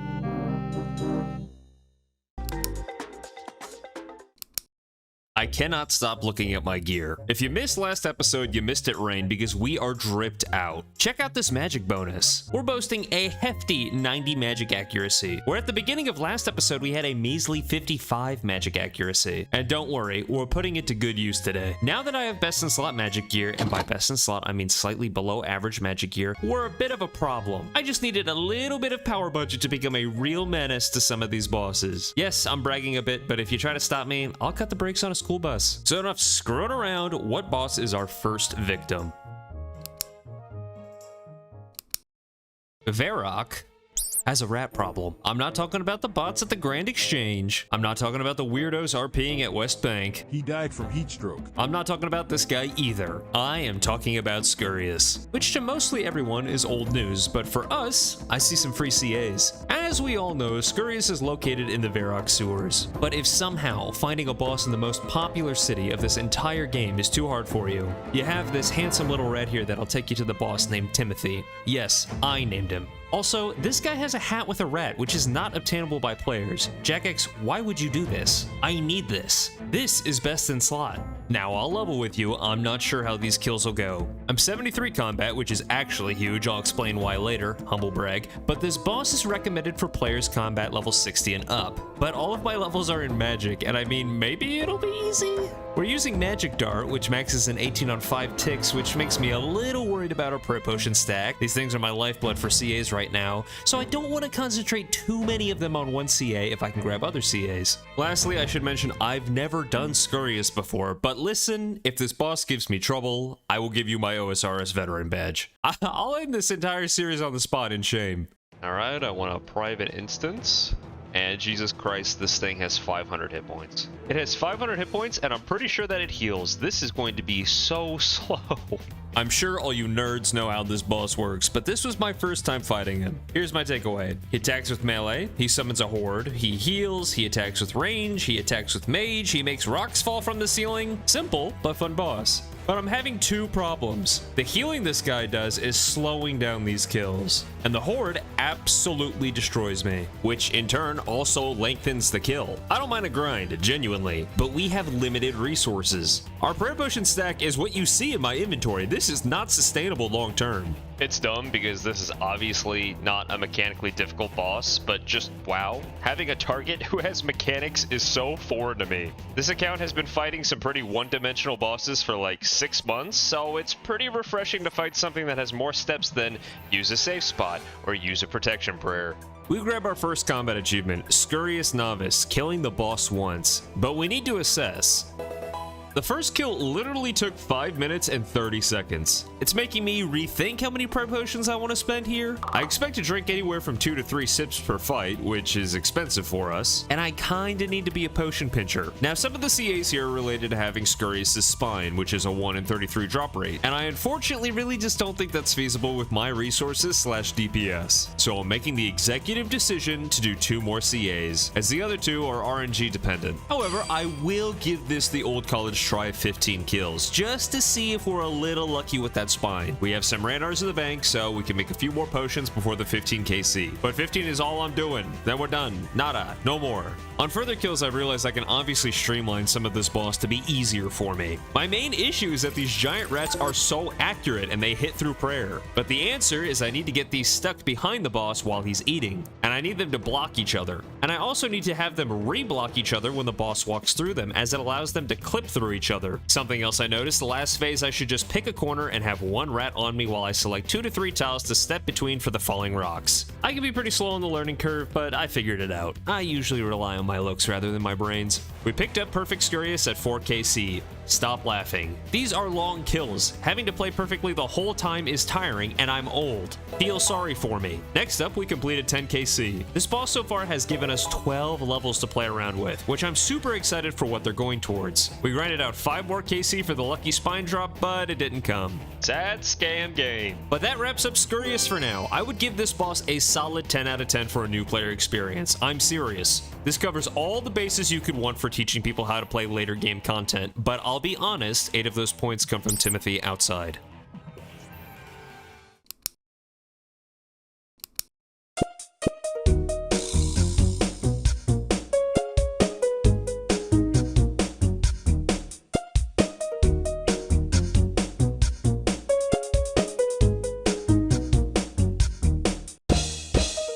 Herb lore, but who cares? What's really important is that our farm run netted us 66 prayer potions, more than enough for the CAs we have ahead of us today. The first CA getting lobbed at us is a pop fly. Hopefully I can catch it. Kill a lizardman shaman. Here's the deal. These things are deadly to me as I haven't gotten the Shazian armor yet. You need melee to obtain the armor set to completely negate their poison splash attack, which can deal up to 30 damage. 30 damage to my little noob ass is a 2-shot. Let's not get 2-shot. Now I can avoid this attack by employing the oldest trick in the book, moving 3 tiles. Other things to note, Lizardman Shaman have decent defenses against magic, but we don't have any choice but to use it. And I've gone ahead and punched our stats into a handy DPS calculator, which says we have around a 47% chance to hit. Not bad. Now let's go grab the supposedly free CA. Okay, honestly, I don't really know what I was worried about. Although I lost half an inventory of food to this minion just tail whipping me the whole time. I was kind of hyping up this shaman fight, but like I just kept dodging the poison splashes, so it was pretty boring and free. Who would have guessed? The God Gamer does it again. So we gained another 4 levels for completing a KC. I won't complain about that. And to be honest, Lizardman Shaman were just the warm-up. We're going to the Lizard Kings, or better known as the Dagannoth Kings. Yeah, Rex has some pretty good CAs for if you use magic, such as freezing him before killing him and getting KC respectively. And while getting Rex lured to where he's nothing but a guy angrily looking you across from traffic after you cut him off, he is a bit of a pain to get to in the first place. I have scrounged up all the best tank gear I can find for our DK's trip. I really think that the Adamant Full Helm pulls it all together. If you didn't know, there are creatures called spin lops down at the DKs. These bad boys are what's going to cut our trip short. They poison you and they attack you with both magic and range. However, their attacks are considered typeless, so you can't pray against them, and both their range and mage attacks roll off your ranged defense, which explains the full tank gear. But even in full tank, we should be able to kill Rex due to his non-existent magic defense, so we go in tanky and we still do magic damage. So we have our tank armor, we have our spells, and we grab some anti-poison. Now we just have to get there. Well, as usual, getting to the Fremnik area is not easy for me, but after a short walk and a boat ride, we make it to Waterbirth Island. We now have to navigate the Waterbirth tunnels, which are a bit like human intestines, a long dark tunnel full of shit. Alright, upon arriving here, I think I might be stupid. I need to be food maxing for extended trips, especially if I'm using lobsters, and I have 3 prayer potions for fun. Except it's not fun. Like, what the fuck was I thinking? I do not need all of these. I also brought 4 super anti-poisons. Each dose gives me like 6 minutes of poison immunity, which 6 times 16 doses is like, it's like an hour and a half of immunity. There's no way I'm staying down there for that long with this amount of food. But whatever, we're just gonna go and we're just gonna see how long we can stay for. I'm limit testing. That's just what I have to tell myself. I'm limit testing, I'm not stupid, okay? We make our final descent, and I won't lie, I'm a little excited at the thought of us spooning a berserker ring. But who am I kidding? I literally go dry on almost every grind I do. So here's the strat if you're trying to lure Rex and you're too lazy to use an ult. You climb down the ladder and make sure only Supreme is aggroed to you, then you get Rex aggroed as well, and then you stand in the Rex safe spot. Now once you're here, make sure that your protect from range is on and that you have a lot of prayer points, and force close your client. Even though you're in combat, it'll log you out after 1 minute. Then when you log back in, Supreme won't be angry with you anymore, and you can safe spot Rex as much as you like. It is crazy that we're about to get a Berserker Ring on our first kill, and Steel Kite Shield. That's close enough, right? Our first trip, I was only able to net 7 kills because of my terrible inventory choices. We still have 2 prayer potions and 3 super antis, but I'm out of food, so next run is gonna have to be better. Except it wasn't. Holy shit, I just X-logged with like 20 prayer points with Supreme on me. Oh my god, I am so dead, man. Please don't be dead when I log in, please. Fuck. Wouldn't be a Cal episode without something going wrong. However, I managed to trek back to Rex and get our 10kc Rex Champion Combat achievement. Give me those 4 levels. Also, my inventory looks a lot better. I still opted for the 4 super anti-poisons because I'm just a little optimistic Dagannoth killer. That's just who I am now. We pick up a Frozen King, the CA for killing Rex while he's immobilized. I use Snare. And then we wrap up our 25 kill count for Rex Adept. 25 kills in this terrible place. No ring to show for it. And I got my ass eaten by Spinlobs, but at least at the end of the day, I can say, well, I can't really say much, to be fair. This is not all that impressive, actually. I can say we're done. We're done. It is finally time. It is finally time to train my favorite skill in old school RuneScape. We are adding the ranged combat style to our repertoire. The time has come. I will no longer be a magic one-trick pony. I'm actually so excited for this. So obviously, I'm not able to kill every boss in the game with just magic. So at some point, we were going to have to pick up both ranged and melee. So why did I pick ranged to train first over melee? Well, mostly because with ranged, I can spend levels on just one skill. Whereas if I were to train melee, I'd have to spend levels to train both attack and strength. I could do some shenanigans with the Maul using purely strength, but let's be real, it's inefficient for me to do that. Range is a much better route. I'm rocking the legendary oak shortbow with a fury. This just does not look right. We immediately start training up our range in preparation for our next combat achievement, but I'll be damned if at level 30 range I don't go and get a backpack. So we run around completing Ernst the Chicken, and afterwards we thankfully have all the requirements ready to go and complete Animal Magnetism. I look like I'm ready for school. I'm even wearing combat gear too. Unfortunately, everything comes at a price. We went from level 13 range to level 30, eating up 17 levels, and we're just getting started. Next, we need to do one of RuneScape's most notorious quests, Underground Pass. I know this seems like a weird left turn, but trust me. In order for us to do Underground Pass, we needed 25 ranged anyway, so this has all been part of the plan. And after a long and grueling quest, we complete Underground Pass. And naturally, that means that we need to do Regicide afterward. Oh yeah, it's exactly what you think it is. We have got access to Zulrah. Oh, and what's that? You think I can't use the Zulrah shortcut? 76 agility. Yeah, I'm somewhat of a grinder. We're out here knocking goals out left and right, which means it's time to give Zulrah a try.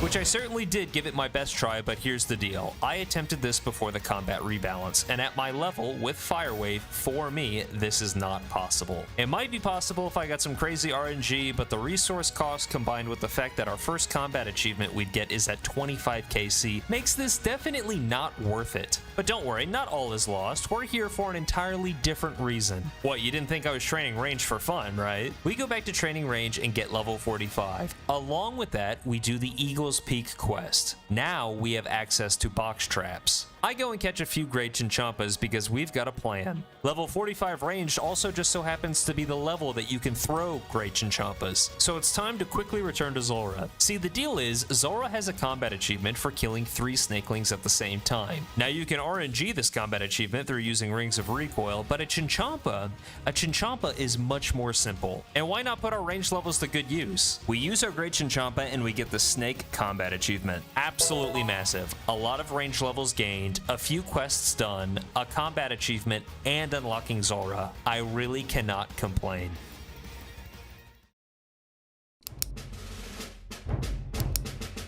Slayer. I am never going to be able to escape this skill. In order to kill every boss in the game at least once, we're going to have to kill Alchemical Hydra, which sits at level 95, so Slayer is always going to be in the background being trained, but I need to optimize it. With that being said, the best way to optimize Slayer is to get an imbued Slayer helm. Emphasis on the imbued portion, considering I'm only using magic and range for the time being. So we need to start completing Slayer tasks in order to gain points for the ability to create the Slayer helm. And remember way back earlier when I said it was a godsend that I'm level 73 combat? Yeah, well, it's because you need to be at least level 70 combat in order to take tasks from Sheldar, whose task list is not perfect, but it's much better than Vanika's. We start prepping by buying all the runes in the Varrock rune shop. I'm going to need a lot of these. Then we grab 58 Slayer, the level required to farm black masks off of cave horrors. We pick up 400 points off of doing tasks. We're flying through this, but trust me, doing tasks with magic is slow. This is taking forever. We even ended up getting 60 Slayer out of it. But we finally unlocked the ability to craft a Slayer helm. Yeah, this definitely took a couple of days. The next thing we need to do is complete Cabin Fever so we can kill the cave horrors, which is a pretty distant goal from where I am, so we're going to have to speed run the steps to get there. Cabin Fever has a requirement of 50 smithing, so we start by completing Elemental Workshop 2 for some experience. We grab ice gloves and then we do Sleeping Giants. We craft some swords, getting us 40 smithing. And at 40 smithing, we can smith gold. So we do the Family Crest quest for goldsmith gauntlets, and then we use the blast furnace to get 50 smithing. Still with me? Now we have to do the required quest, starting with Big Chompy Bird Hunting, into Zogre Flesh Eaters, into Rum Deal, into finally completing Cabin Fever. Wow, round of applause everybody. For me though, you're applauding me, but round of applause, come on.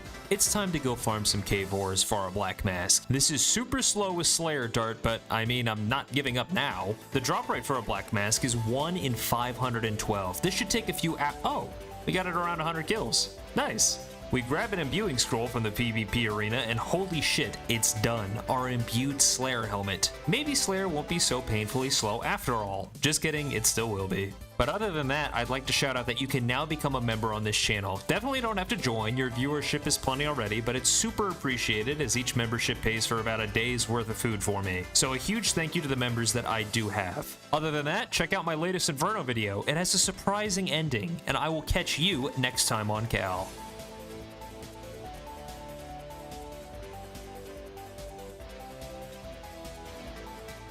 Today, more combat achievements, and I'm dreading some, but pretty excited for others. Alright, we are out here doing Slayer tasks again. What a surprise. Like I've reiterated 70 times before, so many combat tasks are trapped behind Slayer content, but thankfully we're coming up on 2 super easy tasks for some free levels. Killing an Aberrant Spectre and killing a worm. I know, both monumental achievements, but seriously, that's 8 whole levels for us to put into range, which brings us one step closer to that sweet Bofa. Corrupted Gauntlet is not going to be pulling any punches, so we need to be appropriately prepped. So we need 62 Slayer for both these combat achievements, and I thought it'd be fun to do just like 30 minutes of unedited Slayer footage to show off the real grind that I'm doing. Nah, I'm just kidding. 62 Slayer. Let's grab these tasks. We quickly pick up a Noxious Foe, which I gotta say, I have a task for these things in this cave. Magic is not good here. Magic is not good for Aberrant Spectres. I think I have to cancel this task. Aberrant Spectres have been canceled, and we find ourselves face to face with Solo Mission. Another task, another 4 levels pocketed. I'm beginning to feel unstoppable, and that's exactly where the fun stops. We have to go back to the wilderness for the umpteenth time. And yeah, I'm not happy about it. A huge boon of being able to train range now is wielding the coveted rune crossbow. But yeah, I don't have one. Our adventures at Crazy Archaeologist a few episodes didn't bring us any rune crossbow luck. Shocker. So we gotta go back. The drop rate is 1 in 25. Let's see how painful this gets.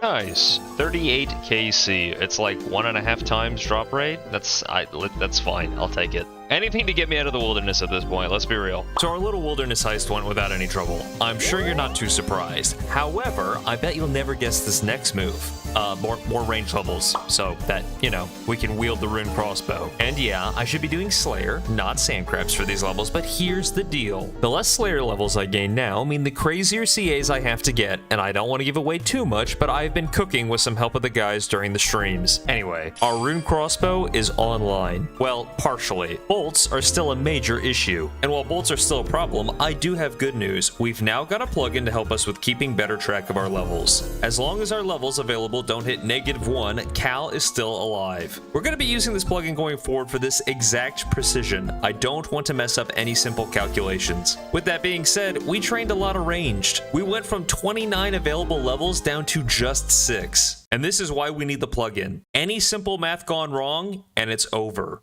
But in lighter news, I look like a beast. Yeah, these range upgrades are killer. Just need to finish off our upgrade with Avas as well, and voila, we can take on the world. Well, almost. We need to be able to take our banked adamant bolts from Soul Wars and turn them into enchanted diamond and ruby bolts respectively. This is going to require 65 fletching, so I cut roughly 4,000 maple logs and made them into longbows, and there we are, 65 fletching. Oh, and you think this was a happy story? I had to drop another hard clue. I haven't been able to complete even one of these yet. Nice. Lady, I can't get into that gated community. And we picked up a dragon impling that, yeah, wasn't all that useful. Very useful. I'll be able to use these at 95 fletching. It's a real struggle out here, and I wish that you could just recognize that for me, okay? And our struggles are about to get worse. You thought I was free of the wilderness? That's rich. Now that I have a rune crossbow and the ability to make ruby and diamond bolts, which I did, don't worry, we've got some extremely easy combat achievements sitting for us at Chaos Fanatic. So what are the upsides?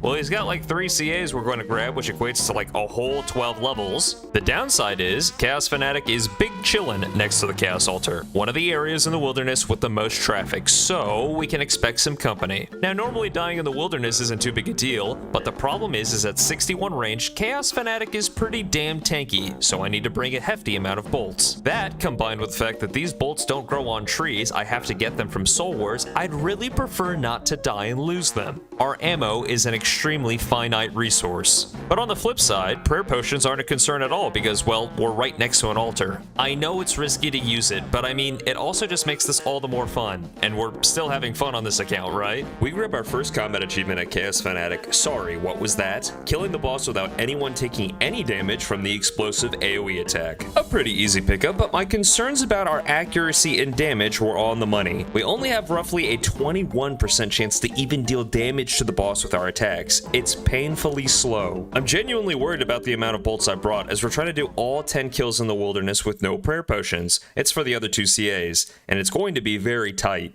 I've also put myself in kind of a tricky situation because I can't fight back either. We need all the bolts for the kills. Oh, this guy is freezes. Okay.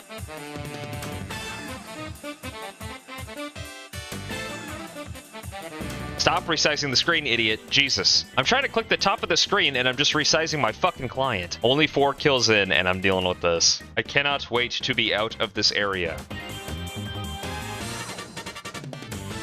Okay, I guess it's not safe to log back in.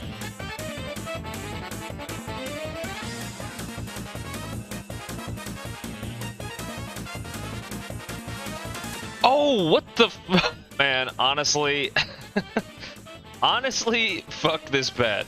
Chaos Ellie took my hardcore status. This is just, it's either ironic or a slap in the face. I don't even know what at this point. I don't give a shit if I lose this thing. I'm staying for the 10K. I'm not restarting to bank this thing. I'm staying. It's just so stupid. Stupid is one word for it. The chance of getting the pet from Chaos Fanatic is 1 in 1,000. Now, I've been told I'm a 1 in 1,000 kind of guy before, but even this is a little bit much. We get the pet on just 5 KC. Maybe the wilderness feels bad for trapping us here for so long, but apology not accepted. We pick up the last 2 combat achievements from Chaos Fanatic. Praying to the gods, getting 10 KC without the usage of prayer potions, and Chaos Fanatic Champion, just getting 10 KC flat. 4 levels each for a total of 8 levels bagged. Really not bad. This also means we can mark off Chaos Fanatic as being slain as we grabbed at least 1 KC. Just a reminder, once this list is all green, each boss has been killed at least once, Cal is complete, but that's a ways off. And there's a formidable boss on this list that we're about to pay a visit to. Strawberries are one of old school RuneScape's most useful hit point restoring foods. Now don't scoff, they really are. Let's say hypothetically you have a player with 70 hit points. Strawberries heal for 1 HP plus 6% of that player's maximum HP, which is roughly 4. So 1 plus 4 is 5 whole hit points when they would eat a strawberry.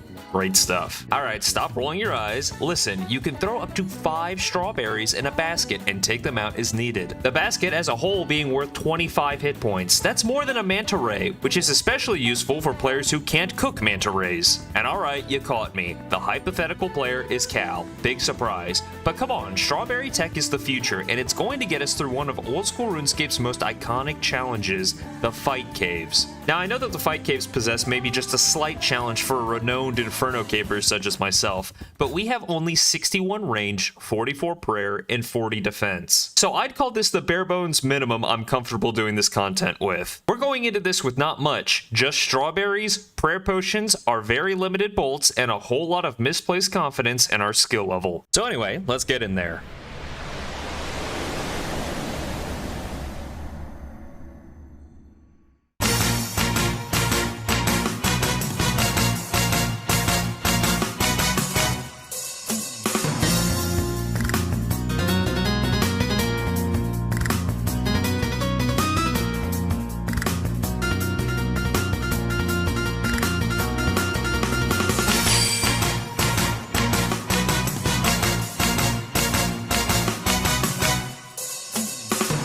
This might come as a crazy surprise, but I don't really like wave-based minigames. Yeah, the Inferno left a pretty bad taste in my mouth many times. And I'll be honest with you, I strolled in here with little to no strategy. I didn't expect to need prayer flick, I didn't think I'd use a lot of food, I thought about not even bothering to pray versus the ranged minions, and all I can say is, wow, I'm an idiot. Who the hell upped the difficulty on the fight caves since 2007? Which one of you was it? Sorry, each wave is just taking a concerning amount of time, and I just really didn't expect it. So I should mention that we're here for two things, a fire cape, obviously, and a CA for completion. And I know that there are other combat achievements to get here, but that'll come when we're a little bit stronger and truly need the levels. For now, I think that this is something that is both doable and beneficial short term. There he is, the first 360. These are what's going to be responsible for the snail's pace we're going to start going. I don't think I've ever done the fight caves with stats as low as these and gear and resources this bad, but surely this place will not force me to start prayer flicking. That would be a disaster. Holy shit, that kill took forever. I'm low-key getting nervous. Oh man. I should mention our prayer potion situation.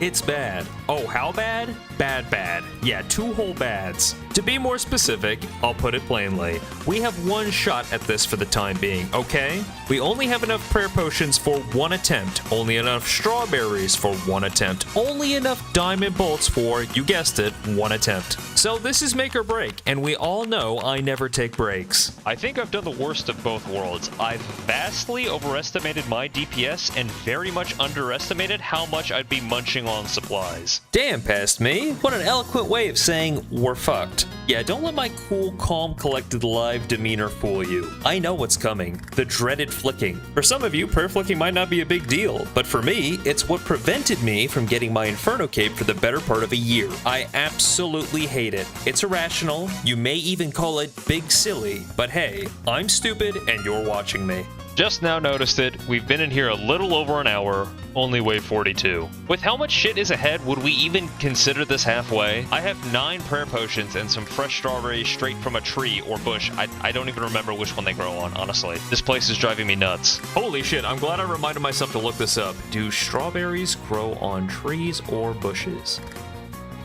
Framed fixes videos. Alright, enough jokes. As you may have expected, I flicked the rest of the caves and everything went perfectly. Shaking off the rust is always a bit scary, but I'm pretty proud of myself. We made it to Jed with 3 prayer potions and a lot of food, which I know isn't crazy, but I've never been this handicapped in here, so just let me have this. I need this. That being said, like I said, we're at Jad. Let's not muck this up and get one shot, please. The propeller on my hat is spinning at max speed. There's no way we messed this up.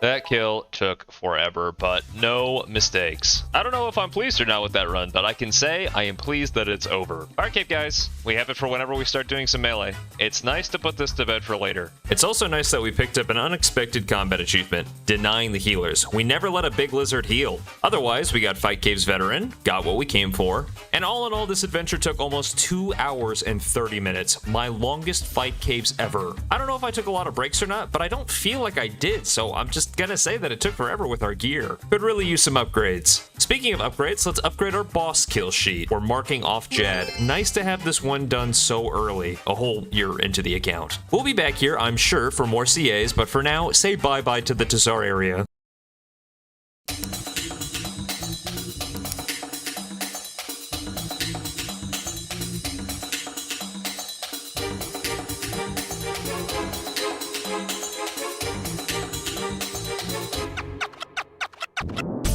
We have trained another 8 range levels, bringing us from level 62 to 70. It's Black D'hide time, baby. I honestly had the levels to do this before Fight Caves, but I didn't think it'd make much difference. Safe to say, I was wrong. Live and learn. Oh man, that is that good shit. I'm looking stylish. Don't look like you, Shortbow. Also, I really just like having a healthy amount of levels available on the account. Can you blame me? We're scrounging them up anywhere we can at this point, but there's a level buffet I spy, and all we have to do is a little cox. And after that, we can head over to Chambers of Xeric. Man, aren't dick jokes hilarious? The Ice Demon at Chambers of Xeric is honestly an anomaly. Why does this thing have so many combat achievements around it, and why are they so easy? We're looking at 12 free whole levels here, enough levels to jumpstart some very important quests coming up. Not to mention, there's a combat achievement for taking 0 damage from the Shaman room upon killing just 1 Shaman. How easy is that? Another 4 free levels. I can say without a doubt, being able to just reload the raid over and over is the best update to ever come into this game. Ever. I know that this combat task would be a complete breeze if I had a Shazian armor set, but you need decent melee combat stats in order to obtain it. I'm sure there's some cheesy way to obtain the armor, but at the end of the day, I think we can do a simple Shaman room without taking any damage. How hard can it be?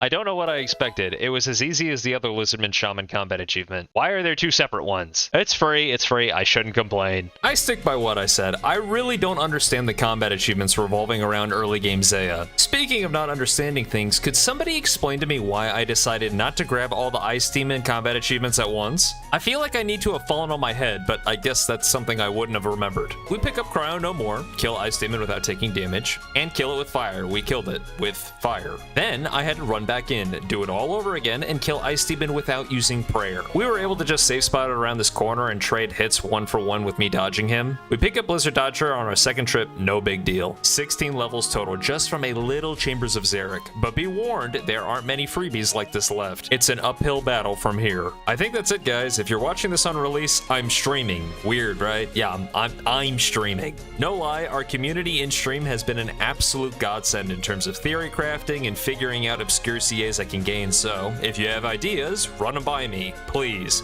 Your knowledge is my gain. Also, big thanks to the members, they keep the lights on. Damn, that's a pretty member list. Don't you wish you were on it? Alright, I'm done shamelessly plugging. Thanks for watching.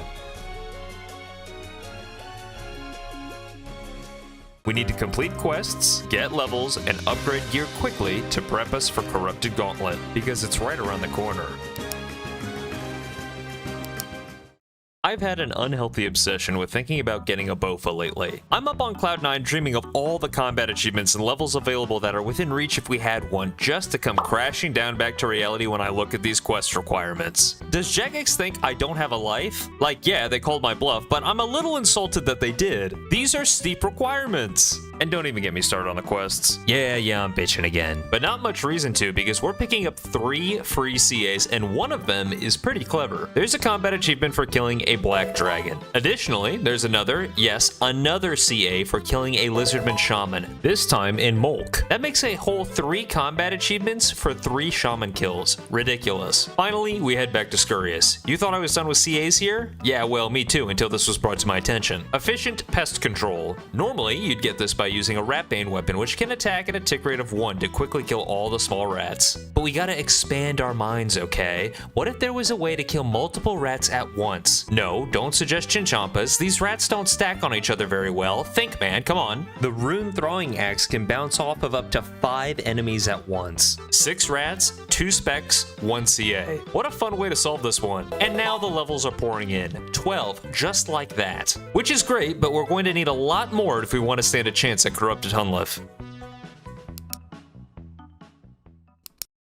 There's an elephant in the room that has not been addressed. Not that one. That thing is hideous. Saren. Saren is the final boss of Song of the Elves, and while this boss fight might not be the most challenging fight, it is a fight of attrition. You typically need either a trident, blood spells, nightshade cheesing, or a lot of luck to defeat this boss with low stats. We can clearly rule out trident and luck. However, when presented with a choice between blood spells and nightshade cheesing, I've decided to go with blood spells. Hear me out. I know that going after ancient magics is going to cost us a lot of melee levels, but that's what we've been stockpiling for. The path to Desert Treasure will be a while, but just be prepared for a barrage of quests that will tank our levels available and grabbing any CAs I can to keep those levels available up. Ancient magics will be invaluable for CAs down the line, so rest assured this is a calculated loss. Case in point, Waterfall quest is needed for Desert Treasure, but look at what this is going to do to our levels available. Speaking of which, I just gotta say, we completed 90% of Waterfall quest way back in episode 1. That's just such a throwback. But it won't make this hurt any less. 25 levels. Ouch. Our melee levels are a disaster. But the silver lining is, whenever I grab a few, at least it'll help me with the weaker mobs and corrupted gauntlet that need to be killed for weapon frames. But I'm getting ahead of myself. We have a pretty interesting CA for us to acquire, and it's gonna take a couple steps. This little shit has been on my to-do list for a while now. It really always left a bad taste in my mouth, leaving one combat achievement left at Barrows. I want the combat achievement just like that. Killing Carol with only special attacks, so we can finally green log out Barrow CAs. But I just showed you my melee stats, and I know they're bad. But what we lack in brawn, we can make up for with brains. Stop being so melee focused, okay? We have ranged now. We have technology. I just so happen to own the one ranged weapon that we need for the job. Rune throw axes. Let me cook. First off, while we're in Mauritania, let's finish off in search of the Mire Key and in aid of the Mire Key. We lose some levels, but that's okay. It's an old phrase, but it checks out.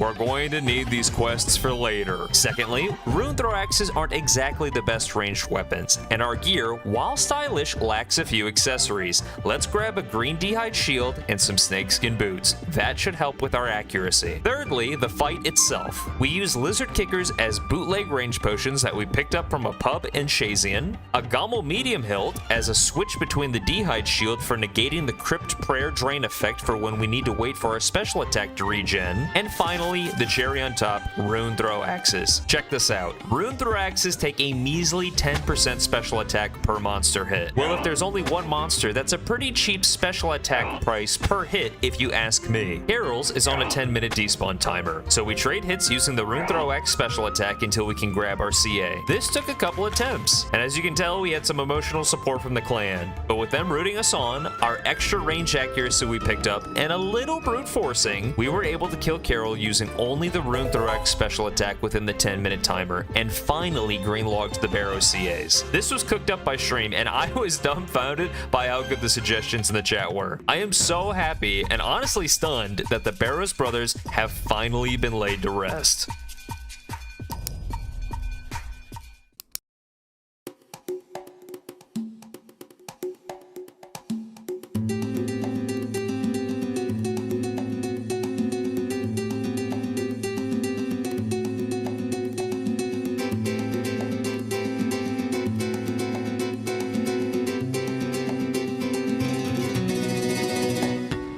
We're going to continue our journey of picking up requirements for Song of the Elf, and the next big obstacle on the naughty list is 70 smithing, so we're going to kill it. That's what Santa's list is for, right? Unjustified murder aside, it's time to buy gold. A little over 11,000 is needed for 70 smithing, but luckily I've heard of that number before. The plan is to buy all the gold hopping worlds from this fella. Then we use goldsmith gauntlets to double our EXP. This will all roughly cost about 2 to 3 mil, but I'm not really counting because dollar bills, dollar mills, it makes no difference to a rich POS like me. 11,000 ore. Took about 2 hours, but it's because I'm not really playing all that locked in because, what do you want me to say? This sucks. Now it is time to melt them all down into gold bars. The process is pretty quick, and with an ice glove switch, it makes it even quicker. 70 smithing. I just love that I'm doing this grind to get to the Bofa grind. It's just grinds all the way down. Oh, there he goes bitching again. He just won't stop, can't stop, never stops. But it's time to switch things up. Right now, we're switching between SOT requirements and combat achievements rapid fire style. And there's an interesting combat achievement our sights are set on. But we're going to need some key items first. Mainly emerald enchanted bolts and a bone dagger, and a ton of food. We're going out to the desert for everyone's favorite boss, Calphite Queen. Now I know what you're thinking. With your melee stats not even being in the 40s, how are you going to take on one of the most annoying bosses in the entire game? And if you haven't learned by now, if there's a will, there's a way, okay? Calphite Queen is supposed to require both range and melee to kill, but because this is an old piece of content, her protection prayers do not protect 100% of incoming damage, unlike some newer enemies within the game, meaning we can use ranged on her while she's protecting from ranged. So I should clue you in. What's the combat achievement, Chief? Scoring a kill on Calphite Queen after you've lowered her defense. That's where our handy bone dagger comes in. And if you don't know how this bone dagger works, I'll explain. Back in episode 3, go watch that. That was the bone dagger episode. But as a quick refresher, it's pretty much guaranteed to lower her defense, okay? So what's the strat? Firstly, we lower Calphite Queen's defense using our bone dagger. Afterwards, we get her stuck between her guards and the wall while we hide underneath her completely safe. Why? Because we're waiting for our poison to tick. Now, we have a roughly 1 in 50 chance of hitting the Calphite Queen with our bone dagger on a regular hit, with a 1 in 4 chance to poison, meaning roughly 200 hits to reapply poison with the bone dagger. However, we have roughly a 25% chance to hit Calphite Queen with emerald enchanted bolts through her prayer. Why is this so important? Each enchanted bolt has a different special effect. Emerald enchanted bolts just so happen to apply poison 55% of the time damage is calculated. How absolutely insane is that? A coin flip for poison on hit, meaning it's roughly a 1 in 8 chance to apply poison on any given attack roll. So much faster than the dagger. I passed the accuracy check, I passed the poison check, and we're gaming.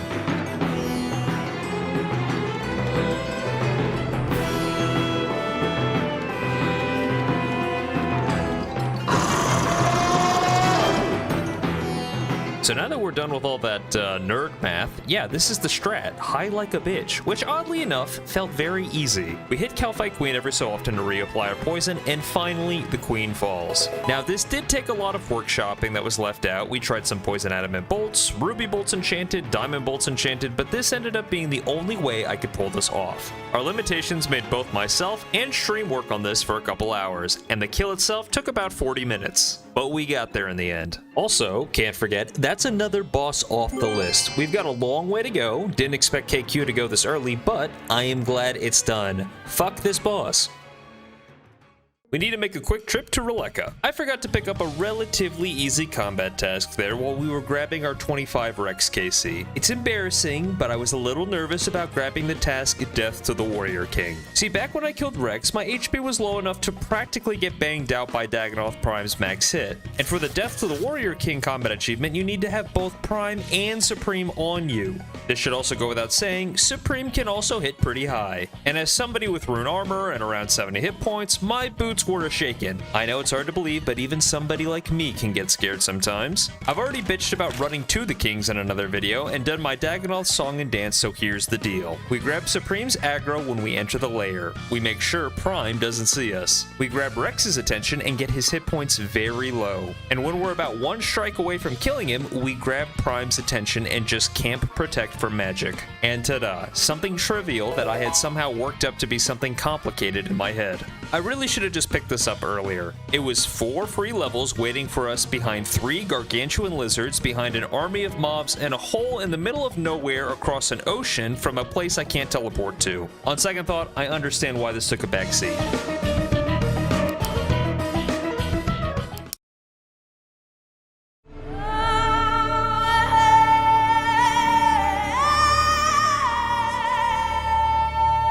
What do you think you're doing? Turn that off. No, we're not even close to ready for that. Stop. Man, you can't just do whatever you want whenever you feel like it. How many times do I have to tell you this? There are no shortcuts in OSRS, and no, don't make an agility joke. Yes, it's time for Desert Treasure. Soon. Yes, very soon. We have a couple of quests to deal with first. Is that okay? I'm feeling very combative right now. I apologize. Starting off with Temple of Ikov, one of the most important yet completely forgettable quests in the entire game. This is the type of quest that you definitely forget in the car.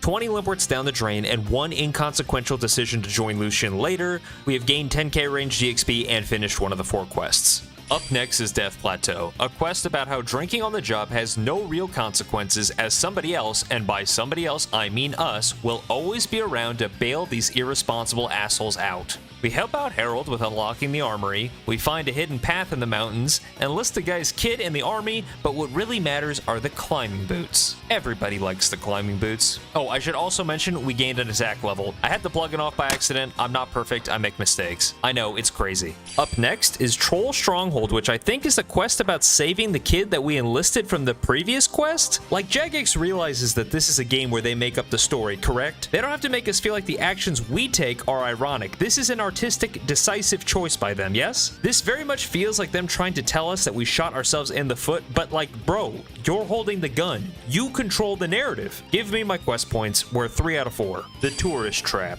By far the worst quest in the game. Yes, even worse than Ratcatchers. If I had to describe this quest in one word, I'd say, no, I got a lot to say about it, and you can't stop me. Clunky, boring, tedious, and quite frankly, unbearable. That was bad, I'm sorry. This is what happens at the finish line. You start going stir crazy. The whole point of the quest is to save this chick, and you save her, and then the quest is over, and yeah, that's it. So after a lot of frustration and running around, the quest requirements are complete. 4 to 4. It's officially time. Desert Treasure.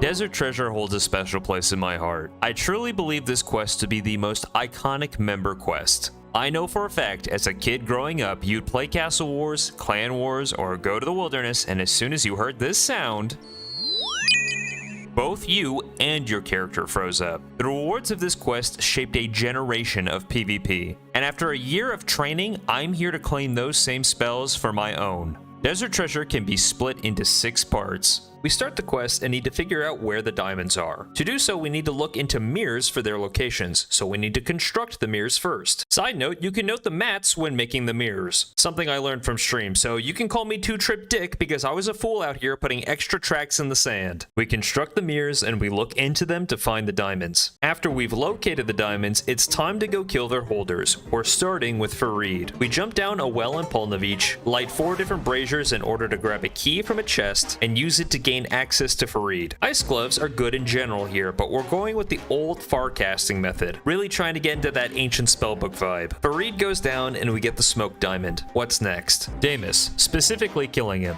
Now Damus is a bit tricky. We need to grab a ring of visibility to get to him. To get the ring, we need to trade a stolen icon from this chest using lockpicks. This chest is notorious for taking people a long time to crack open. Not us, we used 11. Guys have always told me I'm good with my fingers. With the ring of visibility, we can enter the Shadow Dungeon, a long corridor of mobs that lead to Damus, who we end up safe spotting because he has some crazy prayer draining effects and also hits quite hard. He goes down and we obtain the Shadow Diamond. And with Damus out of the way, it's time to move on to the next step, Desos, who is honestly just a little chillin' vampire. We speak with Malik to find out where the Blood Diamond is. He mentions it's held by Desos. Desos is a bit of a funny fight. If you switch between protect from range and melee every tick, he can't decide what style to use and just frustratingly dances around around you. After he's defeated, we find that Malik had the blood diamond all along, which he hands over to us. This leaves the last diamond to go after, arguably the worst one, finding Camille. There are more bait and switch tactics. A troll child has us looking for its parents. Searching for them, we find Camille and begin fighting. The whole time, our stats are going to shit from the shivering cold here. I hate this mechanic. Anyway, Camille doesn't have the diamond. Shocker. We freed the troll child's parents and find that the child was using us and had the diamond all along. That is all 4 diamonds ready to go. We're able to use each diamond on the corresponding pillar in order to open up the pyramid and finally enter. And honestly, for a finale, I got nothing to report, guys. We didn't even fall one time. I ran through all the corridors, got to the exit, absolutely no problem. I'm theorizing that the mobs and the game probably realized that they were in the presence of greatness and acted accordingly. Desert treasure completed. What an amazing feeling. This is going to be so huge for not just combat achievements, but for Song of the Elves as well. What else is huge is the massive amount of support I've gotten on the streams. Thank you guys. Seriously. Funny I should mention the stream. I'm streaming right now. Come say hi, or else. And saving the best for last, huge thank you to the members who keep the channel going. I really appreciate you fellas. You know who you are. And I super appreciate you for watching. Till next time.